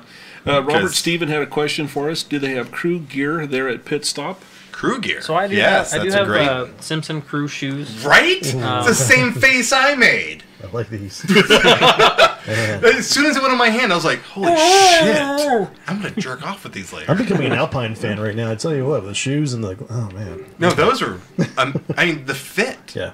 I wear a size 13 ring. Yeah, I'm an XL 2X in those. Alpine Stars gloves fit a hair small, but they are They're thin, they're slim, they're not bulky and all It over the place. feels right. Yep, you get to the steering wheel. And the gripment, gripment. I don't remember the style I have there on the kitchen table. I was going to show you after the show, but I had to sit there and just keep doing this until they fit. I can grab a wheel. Yeah, those are just ready to go. Oh. So back to Robert's question. Yes, they do have pit crew gear at pitstopusa.com. The local store does carry some shoes and some things, but I'm sure there's a full line of crew stuff at pitstopusa.com. Yep. So for your pit crew, for your crew chief, the guys who, when you come in hot off the track, you've got something for them. Yeah, we've got. It's kind of tough, the safety stuff. We deal specifically with the driver stuff here, side. but like if you're looking for radios and whatnot or more crew stuff that way, sure, we're teamed up with Racing Electronics. I was thinking like a crew chief. We have shirts. We do have some shirts. We do a lot with so if they have to rip the hood off and you got hot and you got to be able to be safe at the end of the day, crew suits are driving suits. Okay. There's not like a crew. There is a crew suit, but it's a single layer suit if that's what they want. So if you're looking to do that, sure, we got some G-Force stuff. You want a 2-piece or a single layer? We can take care of you pretty easy. Great questions, by the way, team. Yeah. Guys out there, fantastic. I hope I didn't miss anybody's questions. But fantastic. Helmets. Let's talk about the buckets. I spent buckets. It's right here. Don't worry. The fitment for different shaped heads was unbelievable. I went through so many freaking helmets to find something that fit my cranium because every single one isn't made the same. Oh no! Everyone's got their own mold, their own shape. They all fit a hair different. The helmets is probably the most difficult to order online. It's I feel bad for anybody who fit an XL or 2XL helmet because I wore them all. Yep. You all got my head sweat. They're out of molecule. So the helmet thing's tough. Again, I'll quote Bell Racing helmets here. If you got a $10 head, buy a $10 helmet. Whew. That's worth like 15. Yep. Everything we got is obviously safe. It's all rated. It's all good. But there is a big difference in the helmet side of things as you step up. You got your entry level stuff and your top of line stuff. Bell, Simpson, and probably Arai they spend a lot of money on their interiors and the way the helmets impact and stuff like that. So it's one of those things. A helmet is where you can spend the money and really save yourself some trouble later down the road. Talking about the quality helmets, going back in my day, I remember it was actually Davey that came to one of our wire meetings and spoke to us about helmets after he went all the way through Indy and so forth. And he talked about, you hit it once, it's done. Don't drop your helmet. Take care of the thing. Yep. It's a very important piece. Once it's taken one impact, it's probably junk. So what I mean by that is it can hit a roll bar. I'm not talking about being on your head when you wreck. I'm talking about it falling off the top of the car because you left it on the car and then jacked the other side up and it rolled off. That helmet hits the ground. It's not got the same protection it did before. Yeah, Talk on that a bit if you could. The helmets are I shouldn't say a fragile thing, but they are. You want to make sure they're in tip-top shape. So sure, you bounce them off the ground a few times. Sure, might look fine, but it's a gray area. You know what I mean? It might give up a little bit in an impact now or something like that. So you really do need to treat that thing like a glass ball and just take care of it. Always have it protected. Don't let it flop around. Let's talk about the ratings on helmets. About M ratings, SA, S. Let's talk about that a bit. Yeah. So asphalt racing, SFI, Snell helmet. So a Snell helmet is what we need, but SFI rated. Now there's Snell motorcycle. That's a whole different ballgame. There's DOT approved. That's for the road. SFI stuff, if that's the fire retardant, that's what we need in the race cars. That's what we're looking for. Yeah. Think about it if you could. If the inside of your helmet, of course, is nylon, and you got an M helmet, or if you have a road helmet of some kind, and you got on fire, imagine all that nylon clinging to your body melted. There are so many YouTube videos out there. Ask Shirley Muldowney about that. Taking freaking blowtorches to all the products you see, and they literally let them out on the sidewalk. They freaking take a blowtorch in them, and they time it. How long does this take to freaking melt? And some of those things take half a second to where they're just... Well, that's what they do. The big difference between SFI and FIA. FIA is a big, more road course, a little more technical stuff. They literally put it in like a burner, and that's what they rate it on, is in the heat, how much heat can it take and how much time does it last. That's kind of what they test. But the helmets, it's like I said, it's a gray area of a lot of different things. It's not just about looks. A lot of people want to buy looks in a helmet. It's about functionality and how it fits your head. You got a couple to show? Yep, I got a few. Let's see here. And then I got something I wanted to bring up as well. And I don't know if you are the expert in that or not, but painted helmets. So fun, but God, it's so expensive. Well, not only that, but is the painting safe? Yeah, painting's the same. There's no I mean, different. Half these helmets are painted as they are. You know, I've always wondered. People paint I their can helmets. show you all the Simpson ones gray. Remember, I went but there. people come out aftermarket and they paint them. Some of those paints, I hope to God, aren't flammable. paint melts. I mean, they all do the coating of the helmets on these things. I mean, that's the least of the worries at the end of the day. Let's see here. You only made one brain. It's not like you got two kidneys and stuff. You only got one That's brain. not So true. take care of the thing. My ex-wife says I have no brain. Yeah, well, She would know. we probably should be out doing something else other than going racing all the time. But, so I got a couple different lines here. All right, this is the Ari. Oh, sorry. That's a guys- Right, right. Yeah, Right. we got the big fancy right. DJ's got a Velocity helmet. No wonder I've never heard of it. It's This is one of the entry level helmets we got at Pit Stop. Should've I went the think other they're $229 retail. Don't get me wrong, it's pretty. It's like a sister helmet. G-Force has a very similar one. Pyrotech. You know, it's SFI rated. It's got all the stuff. It's safe. It's going to do the stuff for you.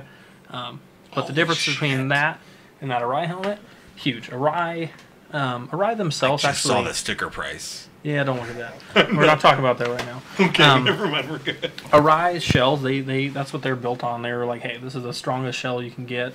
That's what they're on. So the difference between that, the way it fits, the quality, the interior, the way they're built, totally different than that. That'll get the job done. That's going to get you started. But that's what Kyle Larson wears. He wears that stuff This in the is Cup Series. beautiful. So like Rico runs in his sprint cars. And then here's a Bell. This is a K1 Pro. That's about Bell's mid-range helmet. This is a new helmet or painted option they've got going on right now. But the weight difference between that, and that, again, as you start stepping up in price, you get stuff that's a little more quality, a little lighter. 4 and 5 G's in the corner. Makes a huge for those of you difference. who know me, I'm a fat, weak guy, and I'm spinning this on one finger. Yeah. No, I mean, the Arai actually is a pretty solid helmet. It's not built to be the lightest, but it's really quality. It's really sound, and it's really good stuff. Bell, I just switched to Bell, and I'm really happy with the way they fit Right. and the interiors in them. For my big cranium, they're a little too front to back tight. In a Bell, Yeah. normally that's their good side. Hold on, it's not there. I have a very large head. So Bell, most other helmet, I mean, like I said, every other helmet fits different. I wanted a Bell. I went to go get a Yep. Bell. Bell typically fits bigger-headed people better. Just the way their sizing fits. Their large is like an XL and everything else. Yeah. It's just a little more forgiving. So you felt that. I'm afraid to keep touching this because I Yeah, don't wanna drop it. I'll show make you buy it. right now. I will trade you my wrecked race car and still make payments. And then, so that's my new dome. Carbon. They make carbon fiber helmets now. Obviously, they're ridiculously expensive, but that helmet with all my radio stuff, everything, 3 pounds. I want to say the Velocity helmet's over a pound heavier, and it's a huge difference when you go like this. Oh my Head God. swinging around. I mean, Oh yeah. My first 50 lap race, I went out and bought a new helmet. I was like, fuck this. My head hurt. did you have a headrest on? No. Yeah, you gotta have one of them things. I went and I bought which is on my car now, the big headrest, and I got a lightweight helmet. Yep. I was like, I'm not doing that shit again. So Bell's got great interiors. Simpson, Arai, all the expensive helmets. There's more quality. There's more feature. They spend a lot of money on making sure their stuff is impact absorbent, safe. It's just hard to explain. But like I said, Bell said, if you got a $10 head, buy a $10 The good helmet. news is we can all go into the shop and play with these. Mm-hmm. We don't have to look at a website and watch a guy on a video going, "Ooh, I guess I won't buy that." Yeah, no, we at Pit Stop, we're getting ready. Hopefully in the beginning of the year, we're going to start trying to do some more tech videos and trying to, talk about these products a little bit more. So It just smells expensive. So I am curious, what price-wise, what are we talking about here? $229. Okay. and you don't want to know. I do want to know. I'm No, curious. you don't. So the Arai, I can't say they're a hair expensive, but $859, I think that's what it is. Okay. Yeah. Eight something. Just shy of 9. And that's for 5 years worth of use. Yeah, so ideally 5 years is what you're looking for. So That's cheap. technically they'll let you go for 10. But, that's the thing. Like right now, 2010 helmets are on their way out. Yeah. But I gotta tell you, it's not the helmet shell that goes bad; it's the interior. You don't get to wash that helmet. the so that's feeling the thing. inside this thing Keep here. the bacteria out of your Yeah, helmet. clean your helmet. the feeling of the pads, the structure of Yeah. what you're feeling. Yeah, Molest that that's thing. like I said. It's every time when you're spending more money, it's not just about the looks. It's literally about the quality of the pieces inside. Having had a race quip and a lot of the inexpensive entry level helmets, now I bought a decent one. That is. But having gone through, and I think I tried on with your, I can't remember his name, the tall... Andy was there, yeah. Andy, and yeah. I must have tried on 20 helmets. Mm-hmm. They all fit different. You They need to. do. And really figuring out the cheeks and the head and the jaw lines and the back of the back of your head, finding out which one fit right, and the I don't have the words. The squishiness, sure, yeah, and the form and the foam and how it either gives or doesn't give. Yep. That's there's a huge difference when you put on a cheap nice helmet to an folks. expensive helmet, man. But Yeah. the cool part about Pit Stop, we ship all safety gear for free. Returning's pretty easy as long as it's not used. You can ship it back to us. You are responsible to pay it to ship it back to us, but we can work with you and get you pretty reasonable shipping if that's what you need. And it's well worth spending the $40 or $50. You got to ship stuff back once or twice to get something that you're happy with. Don't settle. Get something you like. Yeah, if you can't afford this kind of stuff, guys, you simply can't afford to race. Be a pit guy for a while and save up your money. I don't want to. I mean, my biggest nightmare as a race promoter, and I've done this a long time, is to have somebody hurt on my watch. And I've been very lucky not to have that. And every time the race starts, and Donovan knows this as an official and DJ to a point too, but all I'm thinking is, God, guys, just don't wreck each other. I'm sitting there praying to myself. I can't even watch the first lap sometimes. Yeah. Don't wreck. Don't hurt each other. I know. I normally just look at the spotters. I don't look at the track. That's true.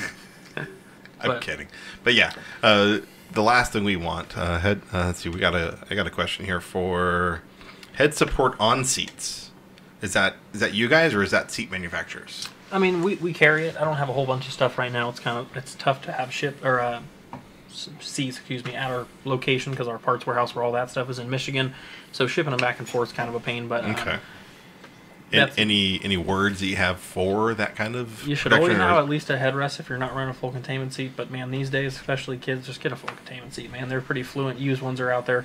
You can go get a Ultra They don't Shield. wear out. I mean, you can pass them down. Yeah, there's so many of them floating out and spend the $400 or $500 to get one. Just do it. Yeah, I bought a late model seat. From an $80 Kirky to a it's kind of sad for me. I've been real lucky. I've raced a lot of stuff. I used all the full containment seats and see some of these kids in the jammers running just a Kirky ultralight seat that's all worn out. The headrest is all flopped back. It's just like, come on, you guys. can see physical damage on it. You and can you're see like, it. You're just like no headrest, and like if the back of the seat's folded back, I mean that's not doing any good. So and they bent it back. That's the best part. You see the kink of where it was bent. Like, oh yeah, because it was in a wreck once. And we got a question online. What is that carbon bell run dollar? So that's the RS7. So it's like $1,300. Okay, so you're under $1,500.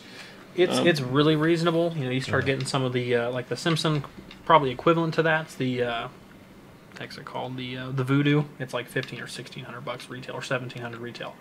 Helmets get ridiculous. You don't need the carbon fiber, but if you're for me, I'm running a lot of I run long races and stuff, and it really does help in the fatigue. So that's where I was going to bring up, like for your local track guys who are running 40, 50 lap mains versus 150, 200 lap main. Yep. The weight, every ounce at that point matters. Yeah, no, that's why you spend a little bit more money. Get a suit that breathes a little better, keeps you a little more hydrated. You're not sweating as much, maybe, or you're breathing a little better. You get the lighter helmet, you're not fatiguing your neck as much. It all adds up. So yeah, and some of these passes are completed by an inch, and that inch will be your awareness. Yeah, where you're you need every little edge you can, especially when I ran the Napa 125. It was pretty hot that night. It was 125 laps. The car was running hot. The inside of the car was scorching. I was sure my shoes were melted. Jesus. I just started using that. K1 just did some custom suits for me. Really light, breathable. I mean, I couldn't imagine if I was wearing some sort of super old, worn out heavy suit. I mean, I probably wouldn't have made it. You're skinny enough. Right. You melt away. Yeah. Get some meat on you. Yeah. I did have a follow-up question with the headrests. Are there any issues with head neck restraints and headrests causing any kind of issues, or known or unknown? No, I mean, don't get me wrong. If you hang one in the wrong spot, it might interfere with where it sits. I mean, the headrest needs to be up here, not on your shoulder. Okay. So it's all about a fitment and whatnot. And the correct seat for Yeah, you gotta have the everything. right size seat. You can't be flopping around. You can't wear I run a 13.5-inch seat in my go-kart. I wear, The fuck? You gotta be Squish, tight. he tights it in there. You gotta be tight. My late models and stuff are around gotta drive be a some go-kart with your 14.5 or body. something. He But drives a go-kart with his body flexing, pulling on the steering wheel. So that's how you run those. if you're flopping around in the seat, that's not safe either. So Chase has got a question here. What are your thoughts on the cool vests or the cool shirts? Yeah.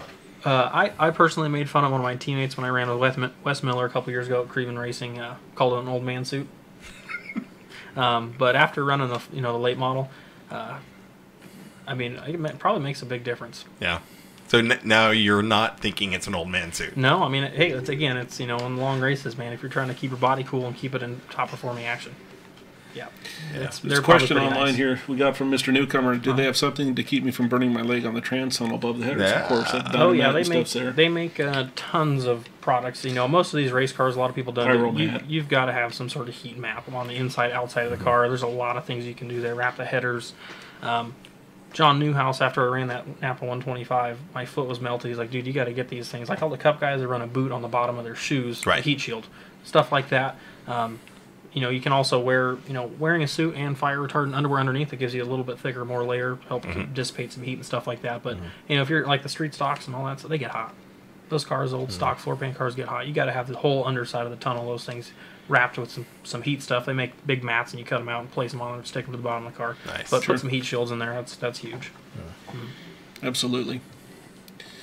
Cool. right. What other products did you bring? What else Yeah. did you bring to show us? That's the You hit majority. the two I was like salivating I for. brought some knickknacks. If we had a little more time, a little more details as far as like the Han stuff. I want to talk about seatbelt mounting and a couple Yeah, things in webbing. while we're on the helmets too, everything that's SA 2015, all the anchors are pre-installed as far as the washers and nuts are in the helmets done. So if you're running on 2010 was the year before, the model before that, they didn't have that stuff. If you're running something that you used to off drill and put your anchors in, get something new. So that's the cool part too. Everything's set up. All the Hans devices come with anchors, so you don't need to buy them additionally. It's pretty plug and play now. So if you're ever afraid or worried about that, it's a lot easier than it used to be. You don't have to measure and drill your own stuff anymore. DJ. There's DJ. There he is. No, he's got DJ. Oh, okay. We're looking at Mike Davis here. Mike Davis is strapped into his car, showing off. Yeah, that's great. Let's get to the stuff we want to look at, though. Hey, leave me alone. I love Michael, but holy cow. Total time suck on the show, Davis. All right, here we go. All right. Guys, there's something near and dear to my heart. I want to go back to, we all remember when Dale Earnhardt died and some stuff, right? We talked about seat belts. And Bill Simpson was, people wanted to lynch Sterling Marlin and Bill Simpson and all this kind of stuff. Really what happened with any kind of racing death, there's always a whole bunch of circumstances that come up, right? Unless you jump out of a car and get run over or something. What you're looking at there is a seat belt fastener. Most people know that as like the triangle piece that's on the end of a shoulder belt or a lap belt, fair? Mostly you'll see those on a lap belt. If you'll notice in the picture, Donald, put the other one back, please. Don't do something until I tell you. If you'll notice on the picture, that might look a little different than what you're running. And the reason that looks a little bit different is because it's done right. If you'll notice that tab, the steel piece that's unpainted, that's in double shear, your actual tab for your safety belt goes in between, and then a grade 8 bolt, in that case there, it's got a lock washer and a regular washer on each side, is the same diameter as the hole in the actual seat belt fastener. Fair? The silver piece. That stuff in double shear, I don't see that anywhere. Very rare we see that. But that's the way it's supposed to be, guys. You weld that tab to your chassis. Now let me explain. Show the next one, Bud, that you were trying to. Right, if you look at that there, it looks right, and it's in double shear and wrong when of course you put it down like that. But what you'll find is if you lock down your fastener in one angle, oh, that's about right where it hits my waist, and you have that triangle piece in a fashion so is this, when you sit your body in there and it's back further, and that webbing, signals there. and that webbing actually comes out of that triangle piece and goes at an angle, what you're trying to do is rip it like a piece of duct tape, okay? You're trying to actually rip the webbing. And not everybody knows 100% what killed Dale Earnhardt, but a lot of that was a seatbelt called dumping. What it did is it dumped forward because it wasn't installed correctly, and there was a partial tear. allowing him to move forward and get a basal skull fracture in the car. Okay, so we can't do that. Notice this is also on the right side, where it says correct or right. It's doubled up correctly so it doesn't get into that tear. Okay, it's supposed to be double so you don't rip it. We will be looking at this a little bit tighter in the Royal Purple Modified series. We'll probably give you a warning. You know, well, we will give you a warning every time, and you probably got one race to fix it and get it right. There's not supposed to be any slop. That triangle piece is supposed to move and pivot with the person. So when you're installed in the car and you put your belts on, the belts now center on you. So when you suck the belts tight, they're tight and they're correct and they're in line with that double sheared bolt, that grade 8 bolt that goes through there. That bolt should be a minimum of a 7/16 bolt. That's the size hole, right? 7/16? A lot of them actually like half-inch. They're half-inch? Oh, it's a minimum of 7/16. It should be a half-inch bolt all the way through there. A grade 8 7/16 or half-inch bolt, I cannot tell you how strong that bolt is, especially in double shear like that. It's not coming out. So that's going to be the least of your issues. You're going to be actually using the webbing to do what it's supposed to do and hold you in the car. Like a piece of duct tape. It's real strong this way, but if you rip it from the side, it's easy to tear. That webbing's very similar to that. Fair? Yeah. Once you start to tear. Another thing that we'll be looking at with belts, corrosion. I mean, everybody's got a brand new set of belts that they put in their car, and they look brand new, but they're SFI out of date. A lot of that is because the type of materials they're using for belts anymore, when you get sun on them and so forth, the oils and the natural emollients that are in the type of webbing dissipate when you get sunlight and certain, like arc welding, things like that on them. Or if you hit them with some brake cleaner on accident when you're cleaning something off, or even Windex, some ammonia-based product, can make that webbing material brittle. And when it's brittle, it will not do what it's supposed to do anymore, and they'll dump and break. I've never been in a bad accident. I mean, real bad, to where it was like death-defying, that kind of thing. I don't want to be. You know what I mean? And I don't want any of my friends to be also. This is the time of year. We're talking, it's October 21st. Go out and look at your stuff. Think about this stuff, right? This is more the picture that you're looking at there, the right and wrong. Donovan left and changed the picture back, but that's more of the lap belt. The shoulder strap belts, when they come up over your shoulders, they should go to a point on the cage, right, and come down at 6 to 10 degrees. They shouldn't be hardly any. They should not go all the way back down to the floor, right? The belt's design is to hold you to the seat. That's what it's for. The seat is designed to hold into the car. You bolt yourself into the seat, and the seat is into the car. You got to do that in sections and think about that. That belt is not. It's not there for you to put a hole through drill a 3/8 hole through a freaking piece of roll cage tubing and bolt it on. Think through this stuff. How is my stuff mounted? What's going to happen if I get in an accident? I seen one of the guys who's raced at Meridian, probably won more main events there than anybody I've ever seen. I seen him have his belts too low, his shoulders were up high, and when he got in a wreck with another sprint car down the back chute of Meridian Speedway, my close friends will know what I'm talking about, his body moved forward and bent the seat forward, and his head stretched and came all the way up, almost hit the steering wheel. That's even something I've seen in the mini stocks. Yeah. With mismounted seats, mismounted belts. It just takes once. Yeah. And it's tough. It's, you know, if you don't know, you don't know. Don't be afraid to ask. Don't be afraid to ask questions. That's one of my hopes is this off season is to have a good cage builder who can go through a lot of that mentality of how do we mount our seats with our belts to make them so that when we get in crashes. It's done in steps. You mount the seat belt to hold you in the seat, and the seat to mount to hold the seat in the car. Well, and like Mike Vester, when he got in his accident a couple of years ago, his whole seat turned into a V. And the fact he didn't break his neck is still to this day something that amazes me. That was incredible. The wreck itself wasn't horrible, but when you look at the seat and what happened, forces, that made me stop. Have you got any comments on that? Have you got anything more to add to the belts? Yeah, you know, it's just take your time. So there is a couple. We're kind of in a weird transition. Belts used to be made, and they were dated when they were made, and they went out 2 years later. Now, obviously, if seatbelts are sitting in the shop for a little while, obviously there's a grace period of 6 months. They're actually tagging them of when they go out now. So there's some people are changing. It's kind of a weird thing. So when you go buy seatbelts, don't be afraid to call and ask if you're calling direct. It's kind of tough with us in the warehouse sometimes to always check. what's current. We always try to keep a pretty limited stock to make sure we have the freshest stuff, but you got 2 years on your belts. That's what you get.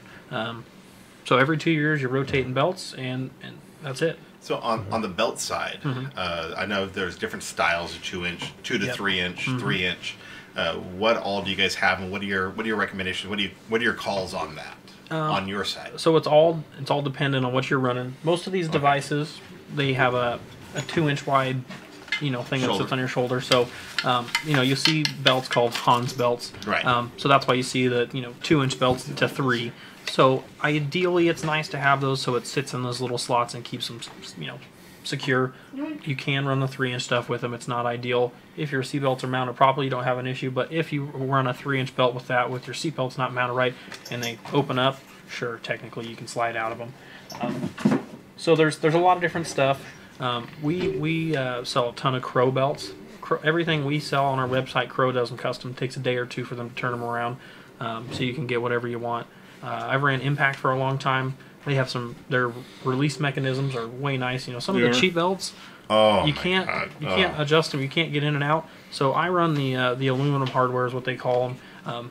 So I think Simpson's got them with their good belts. So don't spend just $100, $140 or whatever I think is what Impact's doing. And the price difference from entry level to good is so minimal nowadays. Yeah, it's not like you're going to save 50%. You're literally talking about dollars. Yeah, no, it's just convenience and ease. I run Impact right now. Like I said, they have the aluminum adjusters. Like if you actually look, the mechanisms themselves open up and the belts slide. Some of the cheap $99, $89 stuff, they lock up as soon as they get like corroded or rusty or whatever. They stop sliding, and it's hard to move the belts when they get stiff. It's like So belts are belts. Don't be afraid to get a new set. I've seen a guy last year in our group. He had some excess on his belts, and he's pulling down his overtop belts, his shoulder belts, and he took some duct taped it to it and taped them down so they wouldn't move around the car. And I said, "You just ruined those belts." He goes, "What do you mean?" He goes, "You taped the outside belt, the excess, to the good belt." He went, "What do you mean?" I said, "That sticky, all that chemical stuff in there, that's terrible on that webbing." He goes, "Oh, it's no big deal." Yes, it is. They tell me I don't know something when I've studied this stuff on purpose. Yeah, the other thing too, probably a lot of people don't pay attention to is where you actually have the adjuster on that shoulder belt. You can't be up here. It cannot be on your shoulder. It's got to be down on your breast, man. It's got to be down in here. About nipple height. Yeah, that's a good spot to have it. If you have it too high, you're not pulling yourself down right, and you're not using the belt. Pushing yourself into the seat. You're pushing yourself down rather than back. Yep. You can't just put a Hans device on all of a sudden with your normal belts. They got to be adjusted with the Hans on in the car because it does matter where that is. So I had to mount mine several times once I got my Hans. It's a lot of work. Just because that metal, when it would get on the Hans, it's incredibly uncomfortable. Yes. When we went to the Hans in the go-kart, when we went to it in the Outlaw cart and the helmet and everything like that and getting that adjusted, I must have spent 2.5 hours in the cart getting that right 100%. Oh yeah, it takes a ton of time. I know when I ran that K&N car a few weeks ago, it took me probably 5 or 6 hours to mount the seat. Those seats are overkill, and there's a lot to them as far as getting in the car. It took me 2 hours to get the seat belts in it. It's painful, but it's what you got to do. You got to take the time and do it right the first time. Yeah. Yep. Oh, ratchet belts. Ratchet belts. Anything? Really popular with the sprint cars. All the sprint car guys wear them because they can't ever get themselves tight enough. Crow makes them. Everyone's got a ratchet belt. If you struggle to get yourself tight, be a little bit of effort to put it in a full body car, but they make seat belts with the lap belts with a ratchet strap, and they have actually a ratchet that's bolted onto the end of them, and you can loosen and ratchet yourself down, pull yourself tight. It's becoming more and more popular. Yeah, and so, in all honesty, 10 seconds ago, I never heard of a ratchet belt. Okay. Until I read it right there from Yep, Mark Floyd. My first thought was, well, that's fucking cool. My immediate second thought is safety crew. They're still releasing the same standard style, right? Yep, so it's either latch and link is the traditional, or there's the cam lock stuff. Okay. Depends on what you're running. Sometimes it's nice or vice versa. The cam lock's quick and easy. Hate the fucking cam lock. They're tough on like the dirt stuff. Dirt gets in them sometimes and they clog them up. But there's two styles. It's all convenience. If you're running a cam lock seatbelt and your steering wheel's rubbing your gut, you're probably not gonna be happy because you'll let yourself out. No, you got to move your steering wheel. You got to make sure your stuff's set up right. Your lap belt shouldn't be up here at your sternum either. What? Or your cross. Submarine belt should be lapping above your belly button? Yeah, no, that thing's got to stay down there. You want to have that buckle right about your, under your belly button somewhere. Obviously, it's different. You got to make sure your stuff's adjusted right and it's holding in the car. Yeah. After a long weekend, when you get in and out of the car like 5 or 6, 18 times, whatever it may be, take a look at your stuff again, because it comes out of adjustment a bit, especially like your lap belts and goes down on the side. Don't be afraid to go check that stuff a little bit. Look at your stuff and just once over everything again. Oh, yeah. You never know when somebody might have been pouring gas in the car and splashed gas all over your belts or something. You never know. So, guys, it's really up to you. And the reason that we did this show tonight on safety was so that you can be thinking about this for the next few months. A lot of folks get some money around Christmas time and that sort of thing that Safety they can spend. is a great gift for race car drivers, man. It's the best gift I could think of giving your racer. And I was going to ask, on safety and loved ones, do you guys have any kind of, and I have no words tonight, I don't know why, gift registry. So if as a racer, Gift I'm like, cards and hey, stuff. I want to go, I need these shoes and that helmet and this stuff, and I want to basically tell my friends and family. Yeah, we don't have a registry. We're not quite that fancy yet. I'm like, that would be so cool. Yeah, no, I mean, if you need safety stuff, tell your family. That's Okay. just first and foremost. We do have gift cards. Gift If you don't cards know are- what to get them, we got pit stop gift cards. Most of it's all online anyway, so it's pretty quick and easy. But yeah, that's So no then problem. family can put into buy gift cards. If they don't know what you want, boom, or You can come in with a $100 gift card and then go like, okay, well, because that helmet is so fucking nice. These gloves. Where are my gloves? That glove I took them. and those shoes I will be buying here very soon. But that helmet, I want to try it on. So you're gonna buy safety stuff before you have a race car, like a before ready. Have you race seen him car. drive? Have you seen me drive? Do you want to step into my side yard? We've got Do pictures. you want to step into my garage? I get wrecked race cars everywhere. The point that I'm making is you're worried about safety. I'm You're always not at worried the about track yet. safety. I'm Weird. 44 years. I've been doing this since I was 7 years old. Yeah, no, it's buy the safety stuff, work on the car. You got to do it all at one. Yeah. You can't. I You would- can't get the car done, show up to the track, and go, ooh. Apparently, I would rather have better safety equipment than a good car because my cars keep breaking. Well, you're like me. You like race suits. Like girls like shoes. I like race suits. There you go. So are you saying get the car first, and then figure out what style of safety stuff you want to Yeah, get? I mean, don't get me based on wrong, the car? but you got to do it. You can't just spend all your money in your car, dump every penny you got, buy all your sets of tires to show up for the first race, and then oh crap, my I'm seatbelts are out or my helmet's out of date. 44 years What I was old. talking about earlier, if you can't afford good safety equipment, you can't afford to race. Yeah. Right. Sorry. I mean, the good news is I know tonight we have two people watching tonight who are building their very first race cars. And I am thrilled that both of them are messaging me while we're watching. Good. Never raced in their lives. One of them, Scott, and his wife didn't know circle track until they jumped on to the Rusty Wallace experience. Right? Never knew it. And then they went out and they bought a car, and they were hoping that that's something they could build into. They bought an Integra. Like, it'll either be a Hornet or a mini stock. We don't know yet, but we're going racing. Yep. And they're messaging me while we're watching the show about this. And another couple of folks are also like, hey, this stuff. I'm always preaching safety, safety, preaching cage, preaching seat mounts. So I love that we're doing this. But it's so important, and I drive it into their heads constantly. Take the time and go research it. You're building a $3,000 car. You better spend $3,000 in safety. You're going to. Yeah, it's by the going time to you're done with happen. seatbelts, a seat, all the stuff. Oh yeah. No Yeah, problem. that's your number one priority, your number one expense, especially in what I do. My passion is the mini stocks, the Hornets, the entry level racing. And as much as I hate to say it, my safety gear is almost as much as my car costs. I throw in my car, but guess what? After my walling experience from a couple of weeks ago, I'm fine. I bought good stuff. Figuring out how your car is going to go faster shouldn't be your first priority. It should be safety first. Yeah. And spend the It money really on should, it. and it's tough. Yeah. A lot of people are so worried about spending the money on speed, Yeah. they forget about how important safety is. And some people just Right. struggle to spend that $1,000 on safety equipment. And I can see it, but man, you got to do it. It's super important. Right. We had a question come online from Kyle Latham. Kyle always has some good questions, and thank you for being a show contributor since the first show, Kyle. Love the yee. He asked a question about how to actually sleeve in the belt in the adjustment ring or the fastener ring. Yeah. If you can look at the picture there, Dono, pull it up for me. Hold on, I gotta get there. Right, you see the right way, of course. And if you notice that the slot on the triangle ring, if you would, is always narrower than the belt. by about, I don't know, 3/4 of an inch probably. 3/4 of an inch. And the reason Half why inch. that is because at the end of all of this nylon fabric, or whatever the fabric made of, Kevlar or whatever it might be, there's frayed edges, right? Those are the edges that can rip. If you look at the one that says right, you actually tuck them and you fold them in so that there's no wear on the outside. Fair? So it has to go through 2 layers of the belt before it'll dump. Fair? It's harder to explain without a graphic, Yeah, I Kyle, think but Kyle's asking about the buckle and how you actually how you wrap feed the it in seatbelt. there. That's what I'm talking about too. When you feed it in, you actually have to tuck it a little bit so make it thinner, and you tuck it through, and you feed it through that way. Therefore, if it does try to dump, it's got to dump through 2 pieces of fabric before it'll dump. So you can see it. It goes down, it tapers. Oh, Tapers like Donovan's head. Taper. right. Hey. Hey. I was going to say I have one, but I just got rid of it. I sold it to So somebody else. it's designed that way so that any of those. Also, one of the things you need to do when you get a set of belts at any time, you can inspect it this winter, or if you get a new set of belts, always make certain there's no burrs.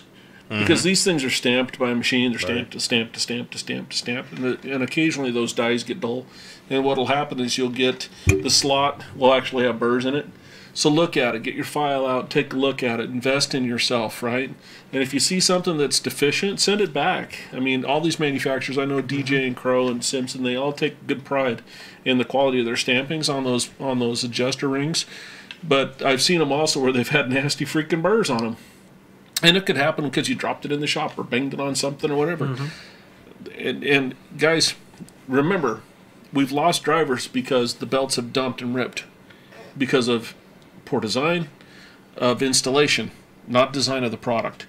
And Simpson defended himself, of course, with the Earnhardt incident vehemently because they were installed wrong, and they were.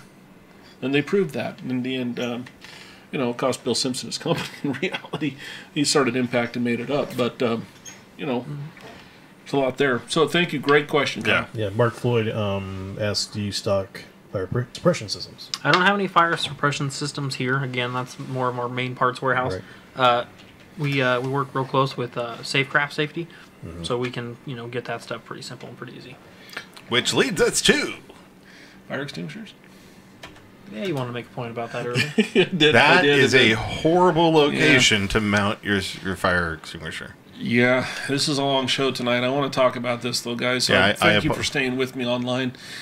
We had a guy here 5-6 years ago that raced with us in the it was the Intermountain Outlaw Modified Series at the time. And he mounted his fire bottle like that, and it wasn't a suppression system. It wasn't ducted to all the different points of the car.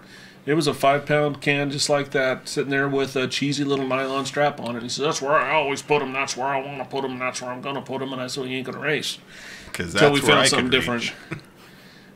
You can't reach that. He's like, I can reach down there and I can put my... Oh, my God, no. It needs your fire bottle or your activation knob needs to be somewhere where you can hit it easily. And a well-designed system will also be well-identified and easy to hit from the outside of the car. Right? Now, nothing scares me more. Donovan said about parts getting in the stands. I never thought of it that way. But as far as me taking the risk as a driver is being trapped in the car with all the bars crushed down around me on fire. Nothing even comes close to that when you can't do anything about it, right? So a well-designed fire system is something you need to look at for yourselves, of course, this off-season as well. I highly recommend a good fire suppression system. And do you guys carry fire extinguisher mounts, actual race car mounts? They carry everything. I don't have hard parts not in at our stock. store here. Right, We but do have- I mean, Pit Stop USA. We have everything, Joe's has fire bottle mounts. Tons of companies and ways to do it. Most of the time when you buy a system, they come with a mount of some sort to put your stuff I'm in going the to car. tell you, I'm a mini stalker and I'm cheap in a lot of ways. You like buying the cool fancy stuff. I do now, this year. Yeah. A couple of years ago, I got in a pretty bad wreck, and I'm still harboring a shoulder that won't work half the time. Doodah. So I've started investing heavily into quality, but my fire extinguisher has always just been, what I can buy from the hardware store or from the, and the mounts aren't made for impacts. No. So they will break. Or they're nylon and they'll melt. Right. Or they're the basic metal, and again, some part of it fails in a collision, so then I got to find my bottle. Yep.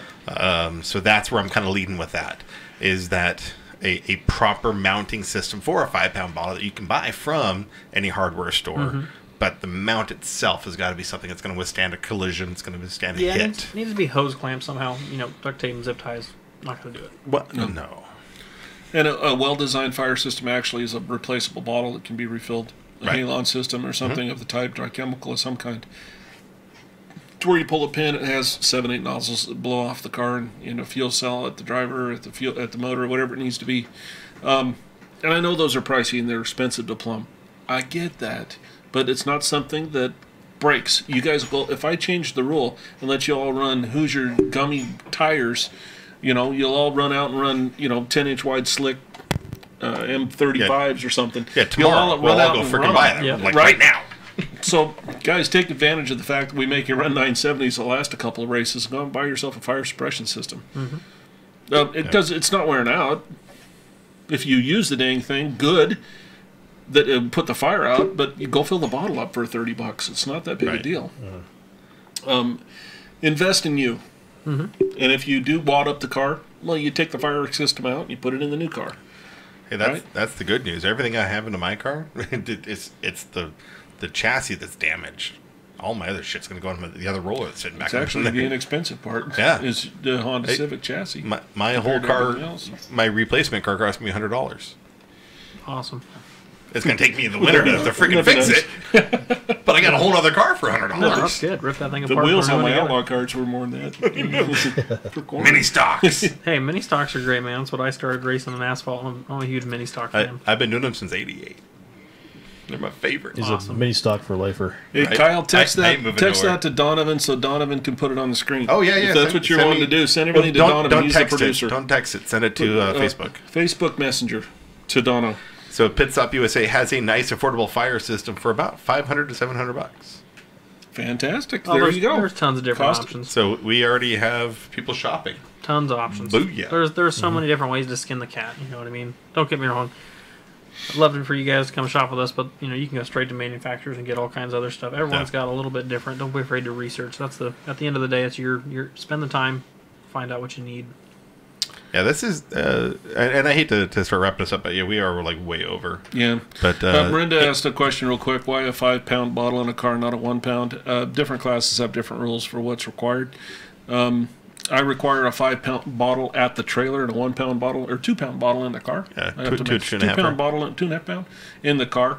The 5 pound bottle's at the trailer. It's required to be at the door of the trailer. In fact, we even checked that at the last race because our cars were all parked out in the dirt and there was no a crew from the infield to be able to get back there. And I think Meridian Speedway has the same rule, and I think Twin Falls has the written same rule.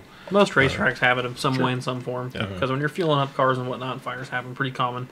Kyle, from your expertise, what have we missed? What are we looking at that maybe we didn't bring up that you is passionate on your end in your profession, not just in the driver's side, but on the retail side of this is important. It's honestly just take the time to research what you're playing with and ask questions. Don't be afraid. Call us. We're here. 5 days a week. Call us Monday through Friday. We'd be more than happy to walk you through, teach you the difference and stuff. Compare stuff. Have questions, and if it comes down to dollars and cents, you can. There's always tons of different options, and don't be afraid to, Work it see out. what we can do to help you out. Work it out. Yeah. DJ, tonight we didn't do a lot of recaps and stuff. What have you got to talk about? Is there anything we missed from your end? Well, what do we got real quick for next week? Next Meridian. week, yeah, there wasn't really much. There wasn't anything going on locally. We had the dirt races. Dirt races, but We can cover that next show. I yeah. guess. But we do have the Trunk or Treat Halloween. Trunk or Coming treat. Trunk or treat. Oh, Next week, or Turn5 this weekend. Live. Turn5.Live is going to be representing in Yeah. Trunk or We will Treat, have a bro. banner. We Yeah. will have toys. We will have candy. We will have a wrecked race car. Yes. We will have safety products to talk about. Please hit us all up. We will all give you flyers that have Kyle's personal cell phone number on it, so you can contact him all I you don't want. even have that. He will be busy and will ignore you. But We Call us at Pit Stop. I got cards if you guys need those. But call us at Pit Stop. If you need any help, let me know. give us some information. We'll post it up on our Facebook page as well as onto our website. For those of you, we've had a ton of awesome questions. Yeah. If you Our best want to go show. into detail, we ask us. We will give you a stupid answer, and at the end of it, we will tell you to contact pitstopusa.com, as well as, of course, Simpson. Any of the other quality retailers are all going to be able to answer your questions. If you want to feel if you want to get educated, feel stupid, walk into the store, talk to them face to face, and get educated because there's no point in being dumb. Yep. Yep. And it's your safety we're talking about. Yeah. So, And even, I mean, Hornet drivers. You put a helmet on your head, put a good helmet on your head. Yep, You put good belts on you. Start the right way. so look at it this way, guys. We're wrapping up the show here. We're going to have more of these conversations in All the winter coming long. weeks. All right? off season. The show's going to change a bit in its timing and its format a little bit. We'll get to that next week. Next week we're having a show? Oh, yeah. Oh yeah. Okay, next week we're having a show, so we'll talk about that a little We're bit. going to have a dumb show next week. How attention. awesome was it, guys, to have Kyle here in studio? Right? Is that pretty cool? It's I awesome. think It helps we all have agree. someone smarter than the rest of us here. Yeah. Yes. No, I'm no different than you guys. I've He been does lucky to this see some every day things. for a living, and we don't. I train salespeople. You do what you do. You do what you do. I drink a lot of And- beer. Pretty much. But that's what we do, right? So Right. to have somebody who's actually an expert for what we do as a hobby is pretty cool. So Kyle, thank you from us. Yep. Thank We you. just, All the we just scratched the racers. surface tonight. There's so much more to it, and And yeah, you can always please call Kyle Call and me get some up, more in and there. we'll get more details about it all. It's his passion. This kid's going to be doing this the rest of his life. He's a natural for a race car driver. He's a natural spokesperson for people. I've seen him at PRI. I've sat in the back and watched him talk to people. He's got it. So whatever it is, he has it. So I gotta we find support someone you. to hand me a big open checkbook so I can Dude, go racing I'm more. hitting the Powerball and we're going, stuff bro. gets serious. We're going truck Right. racing Hey, until we can Tuesday afford it. night, Nah. 1.6 billion. Yeah, buy a ticket. That'll get a I couple think of I've actually told you. I said if I hit the Powerball, we're taking Telstrom and we're taking Wharf on the road. Did I not tell you that? Yeah, I have 5 drivers, so I got to buy a lot of cars. It's a good We're problem going. to have. Right? I'm going to be the bus driver, drinking beer and making barbecue. But hey, my name's Todd Labronte, and I'm one of the hosts of the show. There's Donovan Johns. He's the webmaster and the kingpin. DJ keeps us square. He's the brains behind the bunch. And so for pitstopusa.com, Tony Flores and the Flores Group. AC for to Z Mechanical. AC to Z Mechanical, FEP products. LionTamerBeardCare.com, Sharmaine Shop, VoltVates.com. And some people in Indiana called Royal Purple. Never heard This of has them. been Turn5.Live. Thank you, and we'll see you at the races.